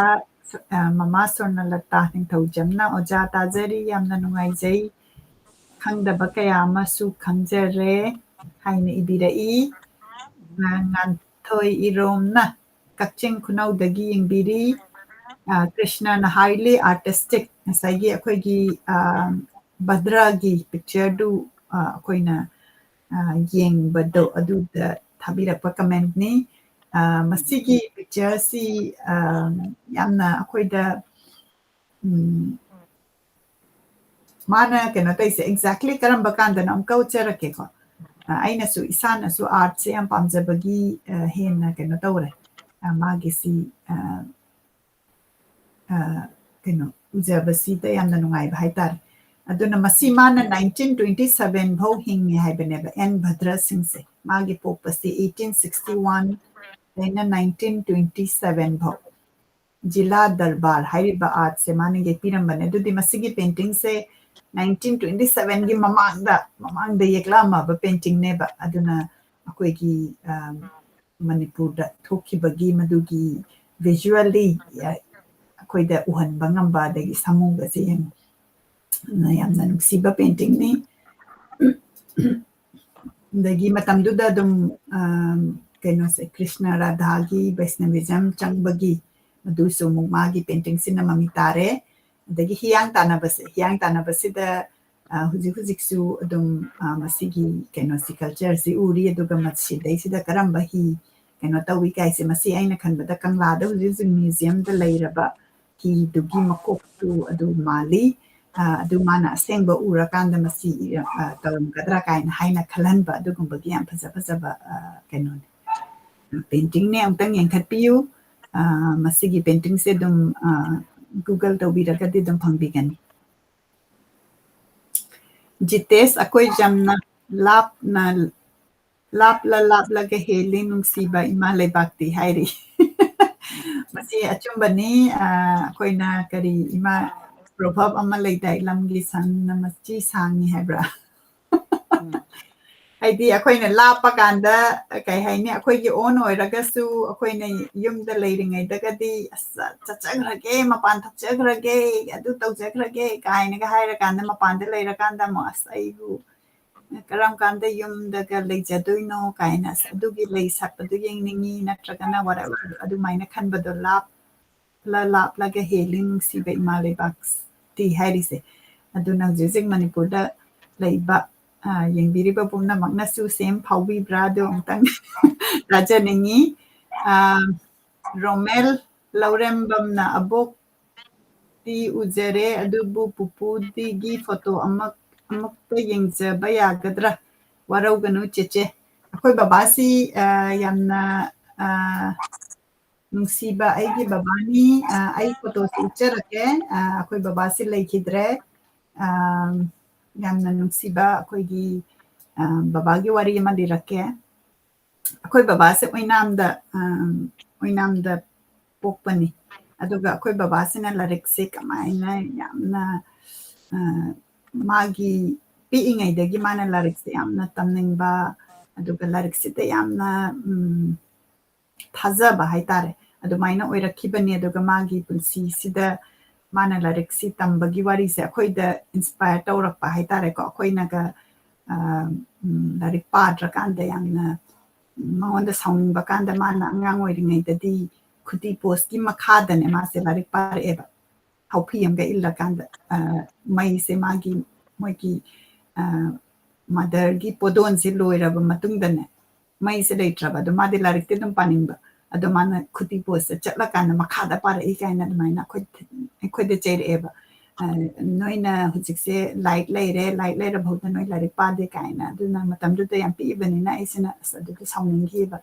ꯃꯥꯏ ꯃꯇꯝꯗꯨꯗ ꯂꯥꯏꯔꯤꯛ ꯂꯩꯇ꯭ꯔꯒ ꯃꯥ ꯈꯨꯗꯤ ꯄꯣꯁ ꯃꯅꯤꯡꯗ ꯃꯈꯥꯗ ꯄꯥꯔꯀꯥꯟꯗ ꯑꯩꯁꯨ ꯈꯨꯗꯤ ꯄꯣꯁꯇ ꯆꯠꯂ ꯄꯥꯔꯨꯔꯣ ꯍꯥꯏꯔꯣ ꯀꯥꯏꯅ ꯑꯩꯁꯦ ꯑꯩꯈꯣꯏ ꯃꯃꯥꯡꯗ ꯈꯨꯗꯤ ꯄꯣꯁ ꯑꯃ ꯂꯩ ꯃꯗꯨꯗ ꯆꯠꯂ ꯐꯝꯃ ꯄꯥꯔꯨꯔꯒꯦ ꯀꯥꯏꯅꯒ ꯈꯟꯈꯤꯕ ꯌꯥꯎꯏ ꯑꯗꯒꯤ ꯑꯩꯈꯣꯏ ꯕꯕꯥꯁꯤꯅ ꯃꯥꯏ ꯂꯥꯏꯔꯤꯛ ꯇꯝꯕꯁꯤ ꯀꯩꯅꯣ ꯑꯣꯏꯅꯥꯝꯗꯒꯤ ꯅꯝꯕꯣꯟꯕꯨꯁꯦ ꯃꯥꯅ ꯂꯧ ꯎꯔꯝꯃꯕ ꯃꯇꯨꯡꯗꯅꯦ ꯃꯥꯒꯤ ꯂꯧ ꯎꯔꯀꯥꯟꯗ ꯃꯥꯒꯤ ꯃꯈꯣꯡ ꯃꯈꯨꯠꯁꯦ ꯆꯔꯨꯁꯤꯅ ꯏꯁꯤꯡꯗꯨꯗ ꯇꯧꯔꯀꯥꯟꯗ ꯆꯠ ꯍꯥꯝꯃꯦꯗꯅ ꯑꯗꯨꯀꯥꯟꯗ ꯃꯥꯅ ꯑꯃꯨꯛ ꯀꯩꯅꯣ ꯈꯣꯡꯅ ꯆꯠꯂꯦꯕ ꯑꯗꯨꯁꯨ ꯕꯣꯔꯥꯒ ꯄꯨꯔꯒ ꯑꯗꯨꯃꯥꯏꯅ ꯇꯧꯔꯀꯥꯟꯗ ꯌꯥꯝꯅ ꯅꯨꯡꯁꯤꯅ ꯃꯥꯅ ꯂꯥꯏꯔꯤꯛ ꯇꯝꯃꯛꯄꯒꯤ ꯋꯥꯔꯤꯁꯤ ꯇꯥꯔꯒ ꯑꯩꯈꯣꯏ ꯃꯌꯥꯝꯁꯦ ꯂꯥꯏꯔꯤꯛ ꯄꯥꯅꯅꯕꯒꯤꯗꯃꯛꯇ ꯌꯥꯝꯅ ꯀꯟꯅ ꯍꯣꯠꯅꯈꯤꯕ ꯑꯗꯨꯒꯨꯝꯕ ꯑꯩꯒꯤ ꯐꯥꯗꯔꯅꯤ ꯌꯥꯝꯅ ꯅꯨꯡꯁꯤꯕ ꯐꯥꯗꯔꯅꯤ ꯑꯗꯨꯒ ꯃꯥꯅ ꯑꯦꯖꯨꯀꯦꯁꯟꯗ ꯑꯩꯈꯣꯏ ꯏꯆꯤꯟ ꯏꯅꯥꯎ ꯃꯔꯤꯃꯛꯁꯤ ꯑꯩꯈꯣꯏꯅ ꯂꯥꯏꯔꯤꯛ ꯇꯝꯖꯔꯛꯄꯁꯦ ꯑꯩꯈꯣꯏ ꯏꯃꯥꯒ ꯕꯕꯥꯒꯅ ꯃꯣꯏꯒꯤ ꯃꯦꯇꯤꯔꯤꯌꯦꯜ ꯋꯥꯔꯜ ꯍꯥꯏꯇꯥꯔꯦꯀꯣ ꯑꯩꯈꯣꯏ ꯃꯥꯒ ꯑꯩꯈꯣꯏ ꯕꯥꯒꯁꯦ ꯑꯣꯖꯥꯅꯤ ꯑꯗꯨꯒ ꯀꯩꯁꯨ ꯌꯥꯝꯅ ꯄꯩꯁꯥ ꯄꯥꯏꯕ ꯈꯣꯠꯄ ꯑꯗꯨ ꯂꯩꯈꯤꯗꯦ ꯑꯗꯨꯒ ꯃꯣꯏ ꯃꯐꯤ ꯃꯔꯣꯟ ꯁꯦꯠꯄ ꯈꯣꯠꯄ ꯑꯗꯒꯤ ꯌꯨꯝ ꯑꯗꯨ ꯀꯩꯝ ꯈꯟꯗꯕꯤꯗ ꯑꯩꯈꯣꯏꯒꯤ ꯂꯥꯏꯔꯤꯛꯁꯤ ꯇꯝꯃꯒꯗꯤ ꯍꯥꯏꯅ ꯑꯗꯨꯗ ꯊꯥꯈ꯭ꯔꯀꯥꯟꯗ ꯑꯩꯈꯣꯏꯅ ꯂꯥꯏꯔꯤꯛꯇ ꯐꯣꯀꯁ ꯇꯧꯈꯤꯕ ꯑꯗꯨꯃꯥꯏꯅ ꯇꯧꯕ ꯑꯩꯈꯣꯏ ꯕꯕꯥꯅꯤ ꯃꯥꯒꯤ ꯃꯃꯤꯡꯅ ꯏꯪꯎꯗꯝ ꯇꯣꯡꯕ ꯁꯤꯡ ꯍꯥꯏꯅ ꯀꯧꯏ ꯏꯃꯥꯅ ꯑꯦꯅꯤ ꯍꯥꯞꯄꯤꯅꯤꯡꯕ ꯂꯩꯕꯤꯔꯤꯕ꯭ꯔꯥ ꯑꯩꯈꯣꯏ ꯕꯥꯏ ꯃꯔꯛꯇ ꯈꯤꯇꯪ ꯍꯥꯞꯄꯤꯌꯣ ꯑꯩ ꯐꯣꯇꯣꯁꯦ ꯑꯝꯇꯪ ꯆꯤꯡꯈꯠꯂꯛꯀꯦ ꯑꯩꯅ ꯏꯃꯥꯅ ꯈꯤꯇꯪ ꯋꯥꯔꯤꯗꯤ ꯁꯥꯡꯉꯅꯤ ꯑꯗꯨꯏꯁꯨ ꯑꯩ ꯑꯗꯨꯝ ꯏꯆꯥꯅ ꯍꯥꯏꯔꯤꯗꯣ ꯀꯩꯅꯣꯅꯤ ꯑꯗꯣ ꯕꯕꯥꯒꯤ ꯌꯥꯝꯅ ꯁꯦꯟꯇꯤꯃꯦꯟ ꯑꯃ ꯌꯥꯎꯏ ꯑꯩꯉꯣꯟꯗ ꯃꯥꯁꯦ ꯂꯥꯏꯔꯤꯛ ꯇꯝꯃꯛꯄꯗ ꯑꯥꯏ ꯑꯥꯔ ꯕꯥꯕꯨ ꯑꯣꯖꯥ ꯌꯨꯅꯤꯚꯔꯁꯤꯇꯤꯒꯤ ꯗꯤꯟꯒ ꯑꯣꯏꯔꯝꯕ ꯍꯧꯖꯤꯛ ꯂꯩꯈꯤꯗ꯭ꯔꯦ ꯃꯅꯤꯄꯨꯔꯤ ꯗꯤꯄꯥꯔꯠꯃꯦꯟꯇ ꯑꯣꯏꯔꯝꯃꯤ ꯃꯥ ꯃꯁꯥꯗꯤ ꯑꯦꯝ.ꯑꯦ.ꯁꯤ ꯏꯪꯂꯤꯁꯅꯤ ꯑꯗꯨꯒ ꯔꯤꯁꯥꯔꯁ ꯇꯧꯕꯅꯤ ꯀल्याणी ꯌꯨꯅꯤꯚꯔꯁꯤꯇꯤꯗ ꯇꯝꯃꯛꯄꯅꯤ ꯑꯗꯨꯒ ꯑꯣꯖꯥ ꯕꯥꯕꯨꯁꯦ ꯃꯊꯟꯇ ꯄꯣꯛꯄ ꯑꯗꯩ ꯕꯕꯥꯁꯤꯅ ꯃꯆꯤꯟ ꯃꯅꯥꯎ 8ꯀꯤ ꯃꯅꯨꯡꯗ ꯃꯥꯁꯦ ꯈ꯭ꯋꯥꯏ ꯑꯇꯣꯝꯕꯅꯦꯕ ꯑꯗꯩꯗꯨꯗ ꯃꯣꯏꯒꯤ ꯃꯌꯥꯝꯕ ꯑꯃ ꯂꯥꯏꯔꯤꯛ ꯇꯝꯕꯗ ꯃꯣꯏ ꯏꯃꯨꯡꯁꯦ ꯌꯥꯝ ꯋꯥꯔꯕ ꯕꯕꯥꯍꯣꯏꯒꯤ ꯏꯃꯨꯡꯁꯦ ꯑꯕꯣꯛꯀ ꯄꯨꯄꯨꯒ ꯀꯩꯅꯣ ꯑꯕꯣꯛꯀꯁꯦ ꯑꯗꯩꯗꯨꯗ ꯋꯥꯕꯁꯤꯗ ꯃꯥꯅ ꯍꯥꯏꯌꯦ ꯃꯃꯥꯒ ꯕꯕꯥ ꯀꯩꯅꯣꯁꯤꯅ ꯃꯣꯏꯒꯤ ꯄꯄꯥꯒꯁꯤꯅ ꯍꯥꯏ ꯏꯕꯨꯡꯉꯣ ꯅꯪ ꯂꯥꯏꯔꯤꯛ ꯇꯝꯕ ꯃꯇꯝ ꯈꯔ ꯇꯣꯛꯈꯣ ꯅꯪ ꯂꯧ ꯑꯃꯨꯛ ꯎ ꯆꯍꯤ 2ꯗꯪ ꯇꯣꯛꯈꯣ ꯑꯗꯨ 2 ꯃꯇꯨꯡꯗ ꯅꯪꯁꯦ ꯂꯥꯏꯔꯤꯛ ꯑꯃꯨꯛ ꯇꯝꯃꯣ ꯍꯥꯏꯅ ꯍꯥꯏꯌꯦ ꯑꯗꯨ ꯃꯇꯝꯗꯨꯗꯗꯤ ꯀꯩꯅꯣꯅꯤ ꯀꯩꯅꯣ ꯃꯄꯥꯟꯒꯤꯒ ꯏꯪꯂꯤꯁ ꯁ꯭ꯀꯨꯜꯒ ꯅꯠꯇꯦꯀꯣ ꯑꯗꯨꯕꯨ ꯉꯁꯥꯏꯒꯤ ꯂꯧ ꯎꯕꯤꯅꯕ ꯂꯩꯇꯕ ꯏꯃꯨꯡꯗꯨꯒꯤ ꯆꯥꯅꯕꯒꯤ ꯁꯣꯔꯁꯁꯨ ꯂꯩꯇꯕꯁꯤꯗ ꯃꯥꯁꯤ ꯂꯧ ꯎꯍꯜꯂꯤ ꯍꯥꯏꯌꯦ ꯑꯗꯩ ꯑꯣꯖꯥ ꯕꯥꯕꯨ ꯍꯣꯏꯒꯤ ꯂꯩꯔꯛꯁꯤ ꯈꯔ ꯆꯪꯉꯤ ꯑꯣꯏꯅꯥꯝꯗ ꯑꯩꯁꯨ ꯑꯣꯏꯅꯥꯝꯗ ꯑꯣꯖꯥ ꯀꯨꯏꯅ ꯑꯣꯏꯔꯛꯄꯅꯤ나 ꯀꯣꯂꯦꯖ ꯑꯣꯖꯥ ꯑꯣꯏꯖꯩꯒ ꯍꯥꯏꯗꯣ ꯑꯣꯏꯅꯥꯝ ꯅꯣꯛꯅꯤꯡꯉꯛꯑꯦ ꯑꯣꯏꯅꯥꯝꯗ ꯍꯦꯛ ꯍꯧꯗꯩꯅ ꯂꯣꯏꯐꯥꯎ ꯇꯧꯔꯒ ꯇꯣꯂꯣꯞ ꯐꯪꯗꯕ ꯑꯣꯖꯥꯁꯤꯡꯒꯤ ꯃꯔꯛꯇ ꯑꯩꯁꯨ ꯄꯥꯏꯌꯣꯅꯔꯅꯤ ꯅꯃꯥꯏꯕꯦꯝ ꯁꯨꯅꯣꯂꯇꯥ ꯏꯕꯥꯅꯤꯁꯦ ꯑꯗꯩꯗ ꯑꯗꯨꯅ ꯑꯣꯏꯅꯥꯝꯒꯤ ꯀꯩꯅꯣꯁꯤꯗꯩꯁꯤꯗ ꯕꯕꯥꯁꯦ ꯀꯩꯅꯣ ꯇꯧꯏ ꯍꯥꯏꯌꯦ ꯂꯧꯁꯦ ꯄꯨꯡ 4ꯗꯩ ꯍꯧꯒꯠꯂꯒꯅꯦ ꯂꯧꯕꯨꯛꯇ ꯆꯠꯀꯗꯕ ꯑꯗꯨꯒ ꯀꯩꯅꯣ ꯃꯣꯏꯒꯤ ꯂꯧꯁꯤꯒꯤ ꯑꯦꯔꯤꯌꯥꯁꯤꯗ ꯅꯪꯅ ꯉꯁꯤ ꯆꯠꯂꯤꯁꯦ ꯃꯣꯏꯒꯤꯗꯤ ꯃꯣꯏ ꯐꯥꯗꯔꯗꯤ ꯃꯕꯨꯛꯀꯗꯨ ꯃꯆꯥꯗꯨ ꯏꯊꯣꯟ ꯊꯣꯟꯕꯅ ꯌꯥꯝ ꯂꯨꯅ ꯇꯧꯕꯒꯤ ꯃꯑꯣꯡꯗ ꯑꯗꯨꯃꯥꯏꯅ ꯍꯥꯏꯔꯝꯃꯤ ꯑꯩꯁꯨ ꯎꯅꯖꯍꯧꯗ꯭ꯔꯦ ꯍꯥꯏꯗꯤ ꯑꯩꯅ ꯂꯨꯍꯣꯡꯉꯛꯄ ꯃꯇꯝꯗ ꯂꯩꯔꯝꯗ꯭ꯔꯦ ꯑꯅꯤꯃꯛ ꯑꯗꯨꯗꯩꯗ ꯃꯥ ꯁꯨꯝ ꯋꯥꯔꯤ ꯂꯤꯕꯅꯦ ꯑꯗꯩꯗꯨꯗ ꯃꯣꯏ ꯃꯌꯥꯝꯕ ꯈ꯭ꯋꯥꯏ ꯑꯍꯟꯁꯦ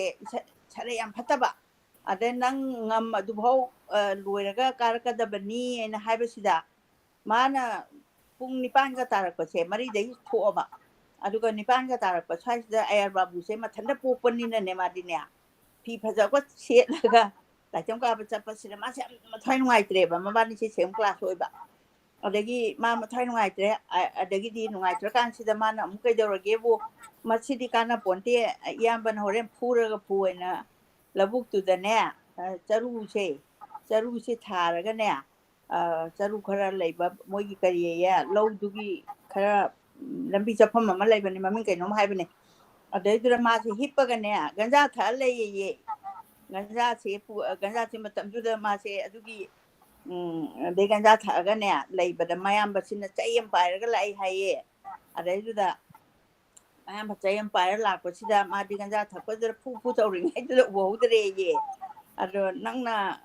ꯉꯝꯃꯁꯨꯐꯥꯎ ꯂꯣꯏꯔꯝꯃꯣ ꯍꯥꯏꯔꯒ ꯅꯪꯅ ꯁꯤ ꯊꯛꯑꯒ ꯂꯩꯔꯤ ꯀꯔꯤꯒꯤꯅꯣꯅꯅꯦ ꯃꯥꯏ ꯒꯟꯖꯥꯒꯤ ꯇꯤꯀꯤꯗꯨꯅꯅꯦ ꯂꯧꯔꯒꯅꯦ ꯃꯐꯩꯕꯥꯛꯇꯨ ꯆꯨꯏꯌꯦꯅꯦ ꯆꯨꯕꯁꯨ ꯃꯐꯩꯕꯥꯛꯁꯦ ꯃꯃꯤ ꯇꯥꯏꯌꯦꯕꯀꯣ ꯑꯩꯈꯣꯏꯒꯤ ꯀꯩꯅꯣꯗꯣ ꯃꯩꯁꯤꯅ ꯌꯥꯝ ꯅꯧꯕ ꯃꯐꯝꯅꯤꯅ ꯑꯗꯨ ꯁꯦ ꯑꯩ ꯏꯌꯥꯝꯕꯅ ꯇꯤꯀꯤꯅ ꯆꯨꯔꯤꯅꯤ ꯀꯥꯏꯅ ꯋꯥꯔꯤ ꯇꯧꯕꯅꯤꯗ ꯃꯌꯥꯝꯕ ꯌꯥꯝ ꯐꯠꯇꯕ ꯅꯠꯇꯦ ꯋꯥꯔꯤꯗꯣ ꯌꯥꯝ ꯅꯨꯡꯁꯤꯕ ꯋꯥꯅꯤꯗ ꯑꯗꯒꯤꯗꯤ ꯑꯗꯨꯃꯥꯏꯅ ꯇꯧꯔꯀꯥꯟꯗ ꯀꯣꯟꯊꯪꯗ ꯆꯍꯤ 2ꯁꯤꯗꯤ ꯃꯣꯏ ꯄ꯭ꯔꯤꯟꯁꯤꯄꯥꯜꯗꯣ ꯃꯌꯥꯝꯕꯁꯤ ꯃꯦꯇ꯭ꯔꯤꯛ ꯑꯃꯨꯛ ꯊꯥꯕ ꯂꯣꯏꯔꯀꯥꯟꯗ ꯃꯥ ꯑꯃꯨꯛ ꯇꯝꯃꯣꯏꯅ ꯃꯥꯁꯦ ꯆꯍꯤ 2 ꯃꯥꯡꯉꯦ ꯍꯥꯏꯌꯦ ꯑꯗꯨꯅ ꯑꯥꯏ ꯑꯥꯔ ꯕꯥꯕꯨꯅ ꯀ꯭ꯂꯥꯁ ꯑꯃꯨꯛ ꯍꯦꯟꯒꯠꯈꯤ ꯃꯥ ꯃꯊ꯭ꯋꯥꯏ ꯌꯥꯝ ꯅꯨꯡꯉꯥꯏꯇꯦꯅ ꯇꯝꯃꯤ ꯑꯗꯩ ꯀꯣꯟꯊꯪꯗ ꯃꯥꯁꯦ ꯀꯩꯅꯣꯗ ꯅꯝꯕꯣꯟꯗ ꯀꯥꯔꯀꯥꯟꯗ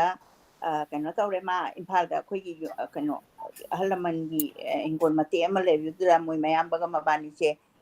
ꯂꯩꯔꯒ ꯃꯌꯥꯝꯕꯅ ꯊꯕꯛ ꯑꯃꯨꯛ ꯇꯧꯔꯦ ꯄꯣꯁ ꯑꯣꯐꯤꯁꯀꯤ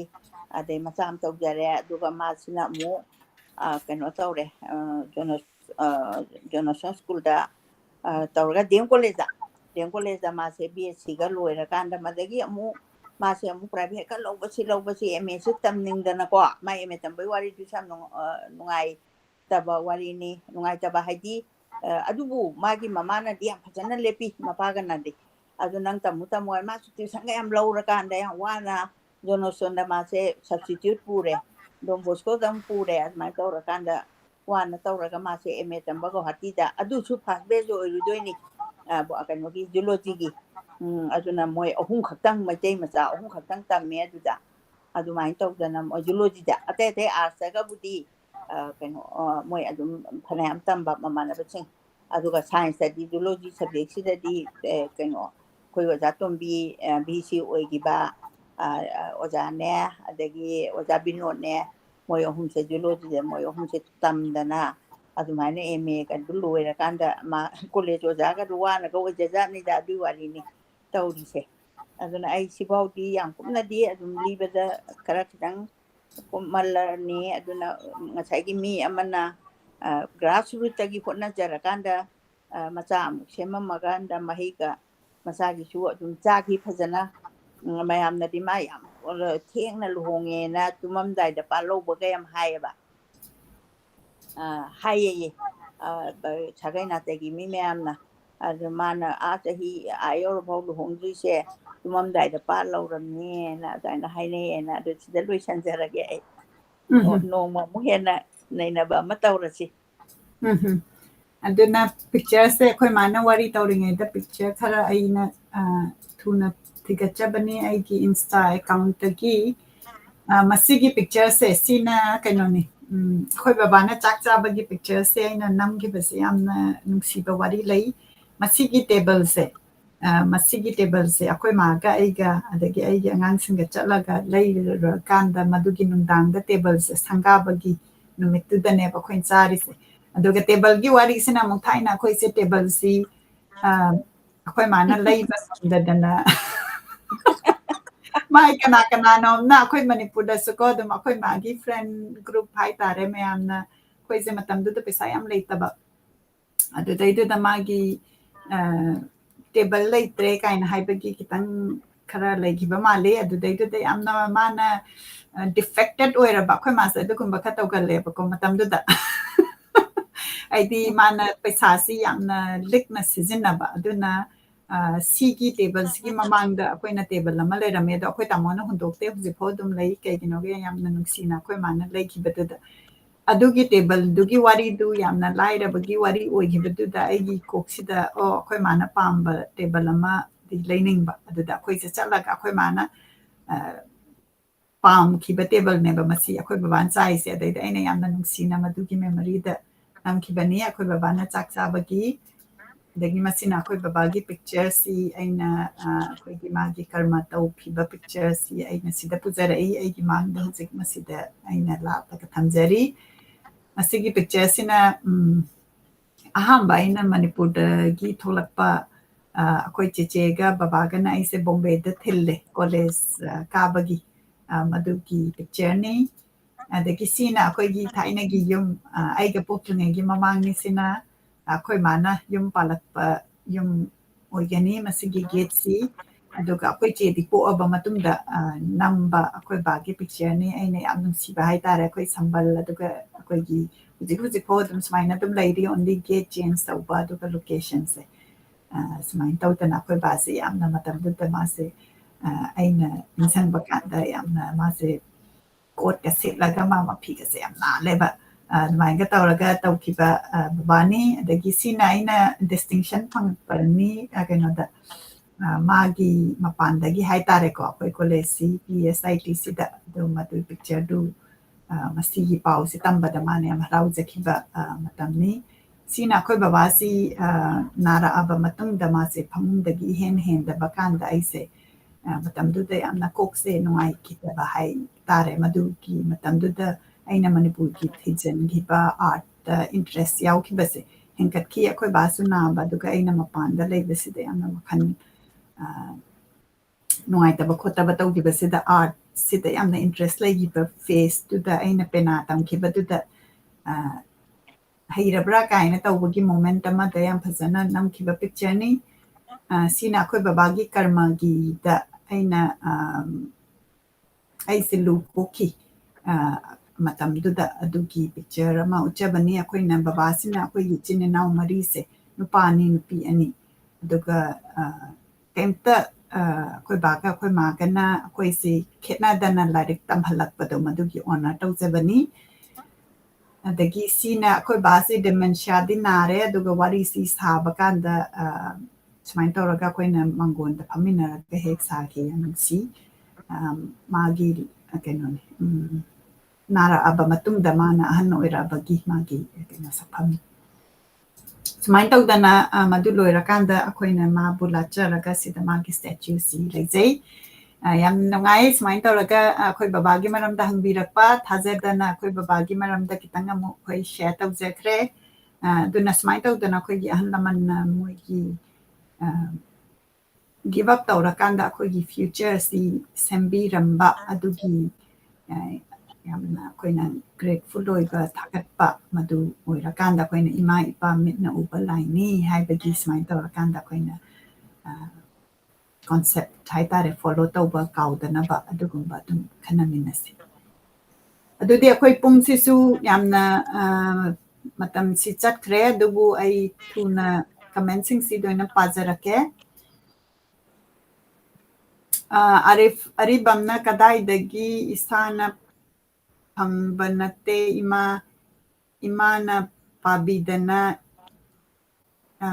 ꯑꯃꯝꯕ ꯑꯩꯈꯣꯏꯒꯤ ꯊꯃꯣꯏ ꯊꯧꯃꯤ ꯑꯣꯏꯖꯕꯅꯤ ꯏꯔꯣꯜ ꯅꯨꯡꯗ ꯂꯩꯔꯝꯕ ꯀꯌꯥꯕꯨ ꯁꯥꯐꯣꯡꯕꯤꯔꯦ ꯍꯥꯏꯔꯦ ꯑꯗꯣ ꯃꯁꯤ ꯑꯗꯒꯤ ꯃꯊꯪꯗ ꯅꯦꯅꯦ ꯖꯃꯨꯅꯥꯅ GDR ꯗꯥꯏꯔꯤꯗ ꯑꯣꯖꯥ ꯀꯨꯟꯖꯃꯣꯍꯟꯒꯤ ꯊꯧꯔꯥꯡ ꯇꯧꯗꯨꯅ ꯂꯩꯖꯔꯤ ꯑꯦꯁꯅꯦ ꯀꯩꯅꯣ ꯅꯦꯅꯦ ꯖꯃꯨꯅꯥ ꯄꯥꯕꯒꯤ ꯍꯧꯖꯤꯛ ꯊꯧꯔꯥꯡ ꯇꯧꯔꯤ ꯍꯥꯏꯗꯤ ꯌꯥꯝ ꯅꯨꯡꯉꯥꯏ ꯌꯥꯝꯅ ꯑꯩꯉꯣꯟꯗ ꯍꯔꯥꯎꯔꯦ ꯅꯦꯅꯦ ꯖꯃꯨꯅꯥ ꯃꯁꯤ ꯀꯔꯝ ꯀꯥꯟꯗ ꯄꯥꯔꯁꯤꯒꯦ ꯑꯩꯈꯣꯏ ꯅ꯭ꯌꯨ ꯏꯌꯔꯒꯤ ꯈꯨꯗꯣꯜ ꯇꯧꯕꯒꯤ ꯇꯧꯔꯁꯤꯔꯥ ꯑꯩꯗꯤ ꯔꯦꯗꯤꯗ ꯂꯩꯔꯕꯅꯤ ꯁꯨꯃꯥꯏꯅ ꯇꯧꯗꯅ ꯑꯩꯈꯣꯏ ꯏꯃꯥ ꯏꯕꯥꯅꯤ ꯇꯧꯔꯤ ꯁꯨꯃꯥꯏꯅ ꯁ꯭ꯇ꯭ꯔꯤꯝ ꯇꯧꯔꯒ ꯑꯩꯈꯣꯏ ꯃꯌꯥꯝꯗ ꯑꯝꯇꯪ ꯀꯩꯅꯣ ꯑꯩꯈꯣꯏ ꯃꯌꯥꯝꯗ ꯑꯝꯇꯪ ꯇꯥꯍꯟꯕꯤꯌꯨ ꯑꯗꯨꯒ ꯑꯣꯖꯥ ꯀꯨꯟꯖꯃꯣꯍꯟꯒꯤ ꯑꯗꯨꯒꯤ ꯃꯥꯒꯤ ꯄꯤꯛꯑꯞ ꯇꯧꯕꯤꯕꯒꯁꯤ ꯌꯥꯝꯅ ꯑꯩꯉꯣꯟꯗ ꯂꯥꯏꯕꯛ ꯐꯕꯅꯤ ꯑꯣꯖꯥ ꯀꯨꯟꯖꯃꯣꯍꯟꯅ ꯑꯩꯈꯣꯏꯒꯤ ꯏꯃꯥ ꯏꯄꯥ ꯃꯤꯠꯅ ꯎꯕ ꯂꯥꯏꯅꯤ ꯍꯥꯏꯕ ꯑꯩꯒꯤ ꯈ꯭ꯋꯥꯏꯒꯤ ꯐꯥꯔꯁ ꯄꯕ꯭ꯂꯤꯛ ꯏꯚꯦꯟꯠꯁꯦ ꯃꯥꯅ ꯃꯪꯒꯣꯟ ꯄꯤꯕꯤꯔꯝꯕ ꯏꯚꯦꯟꯠꯅꯤ ꯑꯗꯣ ꯃꯥꯒꯤ ꯂꯥꯏꯔꯤꯛ ꯄꯥꯕꯤꯅꯤ ꯍꯥꯏꯕꯗ ꯌꯥꯝꯅ ꯅꯨꯡꯉꯥꯏꯖꯔꯦ ꯄ꯭ꯔꯤꯟꯁ ꯉꯥꯏꯔꯤꯌꯥꯝꯕꯝꯅ MAꯗ ꯇꯝꯃꯤ ꯑꯕꯣꯛ ꯕꯣꯔ ꯁꯥꯍꯦꯕ ꯑꯣꯡꯕꯤ ꯁꯅꯥꯇꯣꯝꯕꯤꯁꯤ ꯑꯕꯣꯛꯅ ꯄꯥꯕꯤꯔꯕꯅꯤꯅ ꯍꯌꯦꯡꯋꯥꯏ ꯇꯝꯕꯗ ꯍꯦꯟꯅ ꯅꯨꯡꯉꯥꯏꯖꯔꯒꯅꯤ ꯊꯦꯡꯛ ꯌꯨ ꯑꯕꯣꯛ ꯑꯃꯗꯤ ꯅꯦꯅꯦ ꯍꯥꯏꯅ ꯏꯕꯤꯔꯛꯏ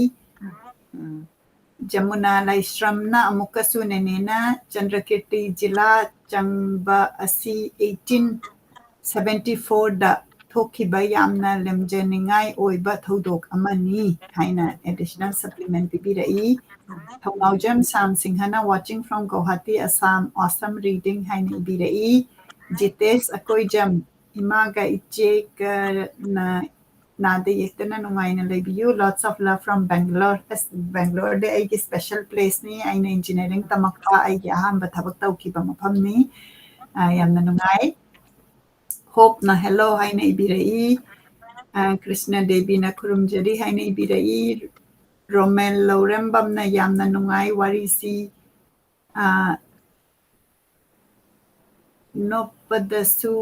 ꯅꯣꯛꯄꯗꯁꯨ ꯄꯨꯛꯂꯤ ꯇꯤꯡꯂꯦ ꯌꯥꯝꯅꯁꯨ ꯅꯨꯡꯁꯤ ꯋꯥꯔꯤꯁꯤ ꯊꯥꯒꯠꯆꯔꯤ ꯑꯕꯣꯛ ꯑꯃꯗꯤ ꯆꯤꯆꯦꯕꯨ ꯍꯥꯏꯅ ꯏꯕꯤꯔꯛꯏ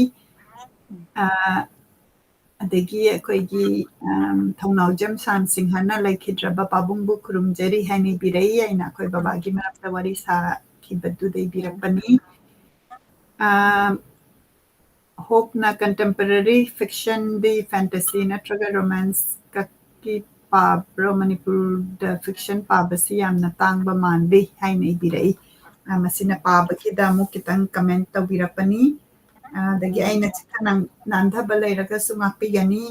ꯑꯦꯞꯁꯤ ꯗꯤꯐ꯭ꯔꯦꯟꯠ ꯑꯣꯏꯕꯅ ꯃꯔꯛꯇ ꯀꯃꯦꯟꯠ ꯆꯤꯊꯕꯁꯨ ꯑꯗꯨꯝ ꯌꯥꯎꯔꯝꯃꯤ ꯅꯣꯡꯃꯥꯏꯊꯦꯝ Rajeshwar ꯒꯨꯅꯤ ꯄꯤꯄꯤ ꯅꯤꯂꯕꯇꯤ Nirmala Haripriya ꯏꯆꯜ Raju, Taslima, Dipali, Malemba, Kiran Bala, Roshan, Umdai Kamai, Lisa Rose, Yengbiri, Murtaja Khan, Muhammad Sajid, Bugel Seram, Arvin, Thokjom Vidya, Mala, Thakachari Pumnamakpu, Koigi, Literature Gi, Nuksiraba, Punpam Sida Yaubibagi Damakta, Daina Senjam, Moirangpem Hero, Okram Hero Zed, Pumnamakpu, Kurumjari. Sumain tawdana ako'y mayam Saturday khudingi pun laga tamin na ba kangmin na ba si yam nanungay. Duding asigidi matang asida ako'y loisinjana ba tawzarage. Imana any additional happening ba biribra? Ay punamangpo mo hanak kuramjari loina na matangi tangja sida ay na ama haining ba se tutana karigumba sangba thoagadi ay tangja matangi sida di loiba ngamoidoreba ay di chapter si chawi matangi se ay na hudik paibada comment ki kay ka matamdu ko na dadana ay only one chapter khaktani ay na target tawbadi ani ni ado ani du paba ngamjagi se ado marakta ama pugatlaga Bangalore da loiba fawsi loiramaga sigi discussion di khara di watli yamna adu maina tawbasi kari khalli habado ingonda matanduda natragana miyamda so adum lauthopidragadi interest laina tabiriba mayamgi kaino so aina halanba pamjadaba adugi wafam amadi leire Masi kanoni ako'y laibak pa bahay gadra ako'y matangi week se ako'y US da Thanksgiving oye Thanksgiving gi shuti laye duna ay se Thursday Friday Saturday Sunday sumain tawdana matangi week sida yamna sangba shuti yama laiba ni duna Thursday gi sida ako'y na Thursday natraga Friday Saturday gi mamangda ako'y soydana kana tawge masi masida amaga plan tawrakanda adoidi imana Bangalore da adum leiringay duda masigi larik si Bangalore pabani haibadu maduloy salas ay sumachiche machida mathanamaga yumda handoi sarukta clear oina Maharaj Kumari na ibiramba che asi si loire haibagi announcement amasu tawraga isa che khara yangna chatningba haibata hoi madu maina plan tawrasi adagi akoina loi ramdaigi ay lauthokcharake Thursday natraga Friday si da pumpamdu duga ngasagi akoigi Arif na so haibadu akoina smai tawdana akoigi goal di larik loisan basini duna marakta dum Saturday na tabanumita so dum tawba yawba sida WhatsApp group sida oiraga de dum khudakta pawdu phangnaraga dum taminaba duma leire dagi loiramdai sida aina aigi painting amtang charake handak chahigi masi na akoigi anauba siri lilini mayam namtang kamain tawre haidu amta yengbiyu masigi si ahanba aina yekiba siri lili se muk study tawba kanda kana taw amtang full screen da ucharake masi kamain tawbi habadugi comment ajanengi aduga masigi wall art si Manipur da yaujakre aduna adomna pambiragadi soidana akoigi New Year gi khudol adagi any event ki khudol tawbibada laubinaba adum request tawzari aduga aina yamna nuksina sirili habal laisi aina yamna nuksijaba haitare madu yeksabani masi haraga ngasigidi program masi loisinjarage aduga akoina masigi art se tagatchari akoina tagatpa pumnamakta akoina share tawzaba aduga masigi journal smain tawdana product line lakani aduna soidana adomna any kananoma da gift piningba dagi yum sangaba dagi tagatchari gi piningba oiragasu akoida madu support tawbiyu ꯃꯗꯨꯗꯒꯤ ꯂꯥꯛꯄ ꯐꯟꯗꯤꯡꯁꯤꯅ ꯑꯩꯈꯣꯏꯒꯤ library of Manipur ꯑꯃꯗꯤ ꯊꯥꯒꯠꯆꯔꯤꯒꯤ project ꯑꯃꯨꯛ ꯑꯩꯈꯣꯏꯅ ꯆꯪꯕꯒꯤ ꯀꯩꯅꯣ ꯑꯣꯏꯒꯅꯤ ꯑꯗꯨꯅ ꯌꯥꯝ ꯅꯨꯡꯉꯥꯏ ꯊꯧꯅꯥꯎꯖꯝ ꯁꯥꯝꯁꯤꯡꯍꯅ ꯂꯧꯈꯤꯕ ꯊꯥꯏꯅꯒꯤ ꯁꯤꯔꯣꯏ ꯂꯤꯂꯤ ꯃꯌꯥꯝꯅ ꯁꯞꯄꯣꯔꯠ ꯇꯧꯕꯤꯈꯤ ꯃꯗꯨ ꯍꯧꯖꯤꯛ ꯑꯃꯨꯛ ꯃꯇꯝꯗꯨꯗ ꯑꯩꯅ ꯌꯥꯝꯅ ꯍꯩꯅ ꯌꯦꯛꯆꯈꯤꯕ ꯅꯠꯇꯦ ꯑꯗꯣ ꯍꯧꯖꯤꯛꯁꯨ ꯌꯥꯝ ꯍꯩꯕ ꯅꯠꯇꯦ ꯑꯗꯨꯕꯨ ꯏꯝꯄ꯭ꯔꯨꯚꯃꯦꯟ ꯈꯔ ꯂꯩꯕ꯭ꯔꯥ ꯍꯥꯏꯅ ꯑꯩꯅ ꯏꯁꯥꯅ ꯑꯃꯨꯛ ꯈꯟꯖꯩ ꯃꯌꯥꯝꯅ ꯑꯃꯨꯛ ꯁꯤꯔꯣꯏ ꯂꯤꯂꯤꯒꯤ ꯄꯤꯛꯆꯔꯁꯦ ꯑꯃꯨꯛ ꯊꯥꯕꯤꯔꯛꯑꯦ ꯏꯕꯦꯝꯃꯒꯤꯗꯨ ꯃꯆꯨ ꯈꯤꯇꯪ ꯌꯥꯛꯏ ꯈꯣꯠꯂꯤ ꯀꯃꯥꯏꯅ ꯇꯧꯁꯤꯒꯦ ꯀꯥꯏꯅ ꯌꯥꯝ ꯅꯨꯡꯉꯥꯏ ꯑꯗꯨꯅ ꯅꯦꯅꯦ ꯖꯃꯨꯅꯥꯒꯤꯁꯨ ꯑꯩꯈꯣꯏ ꯃꯥꯅ ꯊꯣꯛꯂꯛꯑꯀꯥꯟꯗ ꯄꯤꯅꯅꯕ ꯉꯥꯏꯗꯅ ꯂꯩꯔꯦ ꯅꯦꯅꯦꯒꯤ ꯌꯨꯝꯗ ꯑꯃ ꯊꯦꯠꯅꯅꯕ ꯑꯗꯨꯒ ꯑꯗꯨꯒꯤꯗꯨꯅ ꯕꯦꯛꯒ꯭ꯔꯥꯎꯟ ꯑꯣꯏꯔꯀꯥꯟꯗ ꯉꯁꯥꯏꯒꯤ ꯑꯣꯖꯥ ꯀꯨꯟꯖꯃꯣꯍꯟꯒꯤ ꯂꯥꯏꯔꯤꯛꯇꯨ ꯄꯥꯔꯒꯗꯤ ꯌꯥꯝꯅ ꯑꯩꯈꯣꯏ ꯃꯪꯒꯣꯟ ꯂꯩꯔꯅꯤ ꯅ꯭ꯌꯨ ꯏꯌꯔꯗ ꯃꯗꯨꯒꯤ ꯄ꯭ꯂꯥꯟꯗꯨ ꯇꯧꯔꯁꯤ ꯑꯗꯒꯤ ꯃꯣꯏꯔꯥꯡꯊꯦꯝ ꯅꯥꯒꯦꯟꯗ꯭ꯔꯅꯁꯨ ꯌꯥꯝ ꯐꯖꯩ ꯍꯥꯏꯅ ꯏꯕꯤꯔꯛꯏ ꯌꯥꯝ ꯅꯨꯡꯉꯥꯏ ꯁꯨꯃꯥꯏꯅ ꯇꯧꯗꯅ ꯍꯩꯇꯅ ꯑꯣꯏꯔꯒꯁꯨ ꯑꯩꯅꯗꯤ ꯌꯥꯝꯅ ꯉꯁꯥꯏ ꯑꯩꯈꯣꯏ ꯕꯕꯥꯒ ꯂꯩꯈꯤꯗꯕ ꯃꯇꯝꯗꯨꯗ ꯑꯥꯔꯠꯀꯤ ꯑꯩꯉꯣꯟꯗ ꯏꯊꯤꯜ ꯑꯃ ꯂꯥꯛꯈꯤꯕꯗꯨꯗ ꯃ꯭ꯌꯨꯖꯤꯛ ꯇ꯭ꯔꯥꯏ ꯇꯧꯔꯝꯃꯤ ꯑꯗꯒꯤ ꯑꯥꯔꯠ ꯇ꯭ꯔꯥꯏ ꯇꯧꯏ ꯑꯗꯨꯒ ꯑꯩꯈꯣꯏꯅ ꯃ꯭ꯌꯨꯖꯤꯛꯁꯤꯗ ꯌꯥꯝꯅ ꯄꯥꯝꯖꯔꯀꯥꯟꯗ ꯏꯁꯩ ꯁꯛꯎ ꯍꯥꯏꯔꯦ ꯑꯗ ꯏꯁꯩ ꯁꯛꯄꯁꯤꯗꯤ ꯑꯩꯗꯤ ꯍꯩꯇꯕꯅꯤꯅ ꯑꯗꯨꯗ ꯑꯃꯨꯛ ꯑꯩꯅ खितंग हनग्रकांदा आर्ट येक्पसिना अꯩꯉꯣꯟꯗ ꯆꯥꯅꯕ ꯑꯣꯏꯈꯤꯕ ꯑꯗꯨꯗꯒꯤ ꯍꯦꯟꯅ ꯇꯧꯔꯀꯥꯟꯗ ꯑꯗꯨꯝ ꯑꯩꯒꯤ ꯍꯧꯖꯤꯛꯇꯤ ꯄꯥꯔꯠ ꯑꯣꯐ ꯂꯥꯏꯐ ꯑꯣꯏꯔꯦ ꯃꯁꯤ ꯍꯥꯏꯔꯒ ꯉꯁꯤꯒꯤꯗꯤ ꯃꯇꯥꯡ ꯑꯁꯤꯗ ꯂꯣꯏꯁꯤꯟꯖꯔꯒꯦ ꯄꯨꯝꯅꯃꯛꯄꯨ ꯈꯨꯔꯨꯝꯖꯔꯤ ꯃꯊꯪꯒꯤ ꯊꯔꯁꯗꯦ ꯐ꯭ꯔꯥꯏꯗꯦ ꯁꯦꯇꯔꯗꯦ ꯑꯗꯨꯃꯥꯏꯅ ꯇꯧꯔꯒ ꯑꯩꯈꯣꯏ ꯕꯣꯔ ꯁꯥꯏꯕꯣꯝꯕꯤ ꯁꯅꯥꯇꯣꯝꯕꯤꯁꯦ ꯂꯣꯏꯁꯤꯟꯖꯅꯕ ꯇꯧꯖꯔꯒꯦ ꯈꯨꯔꯨꯝꯖꯔꯤ ꯏꯃꯥꯕꯨꯁꯨ ꯄꯨꯝꯅꯃꯛꯄꯨ ꯈꯨꯔꯨꯝꯖꯔꯤ ꯀꯣꯛ ꯅꯣꯟꯖꯔꯤ ꯇꯥꯕꯤꯔꯤꯕ ꯄꯨꯝꯅꯃꯛ ꯑꯃꯠꯇ ꯆꯤꯊꯗꯅ ꯃꯊꯪꯒꯤ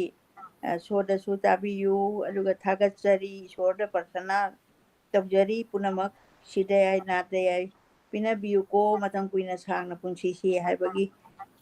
ꯀꯩꯅꯣ ꯑꯩꯈꯣꯏꯒꯤ ꯏꯁꯣꯔꯗ ꯊꯧꯅꯤꯖꯔꯀꯥꯟꯗ ꯄꯨꯝꯅꯃꯛꯄꯨ ꯈꯨꯔꯨꯝꯖꯔꯤ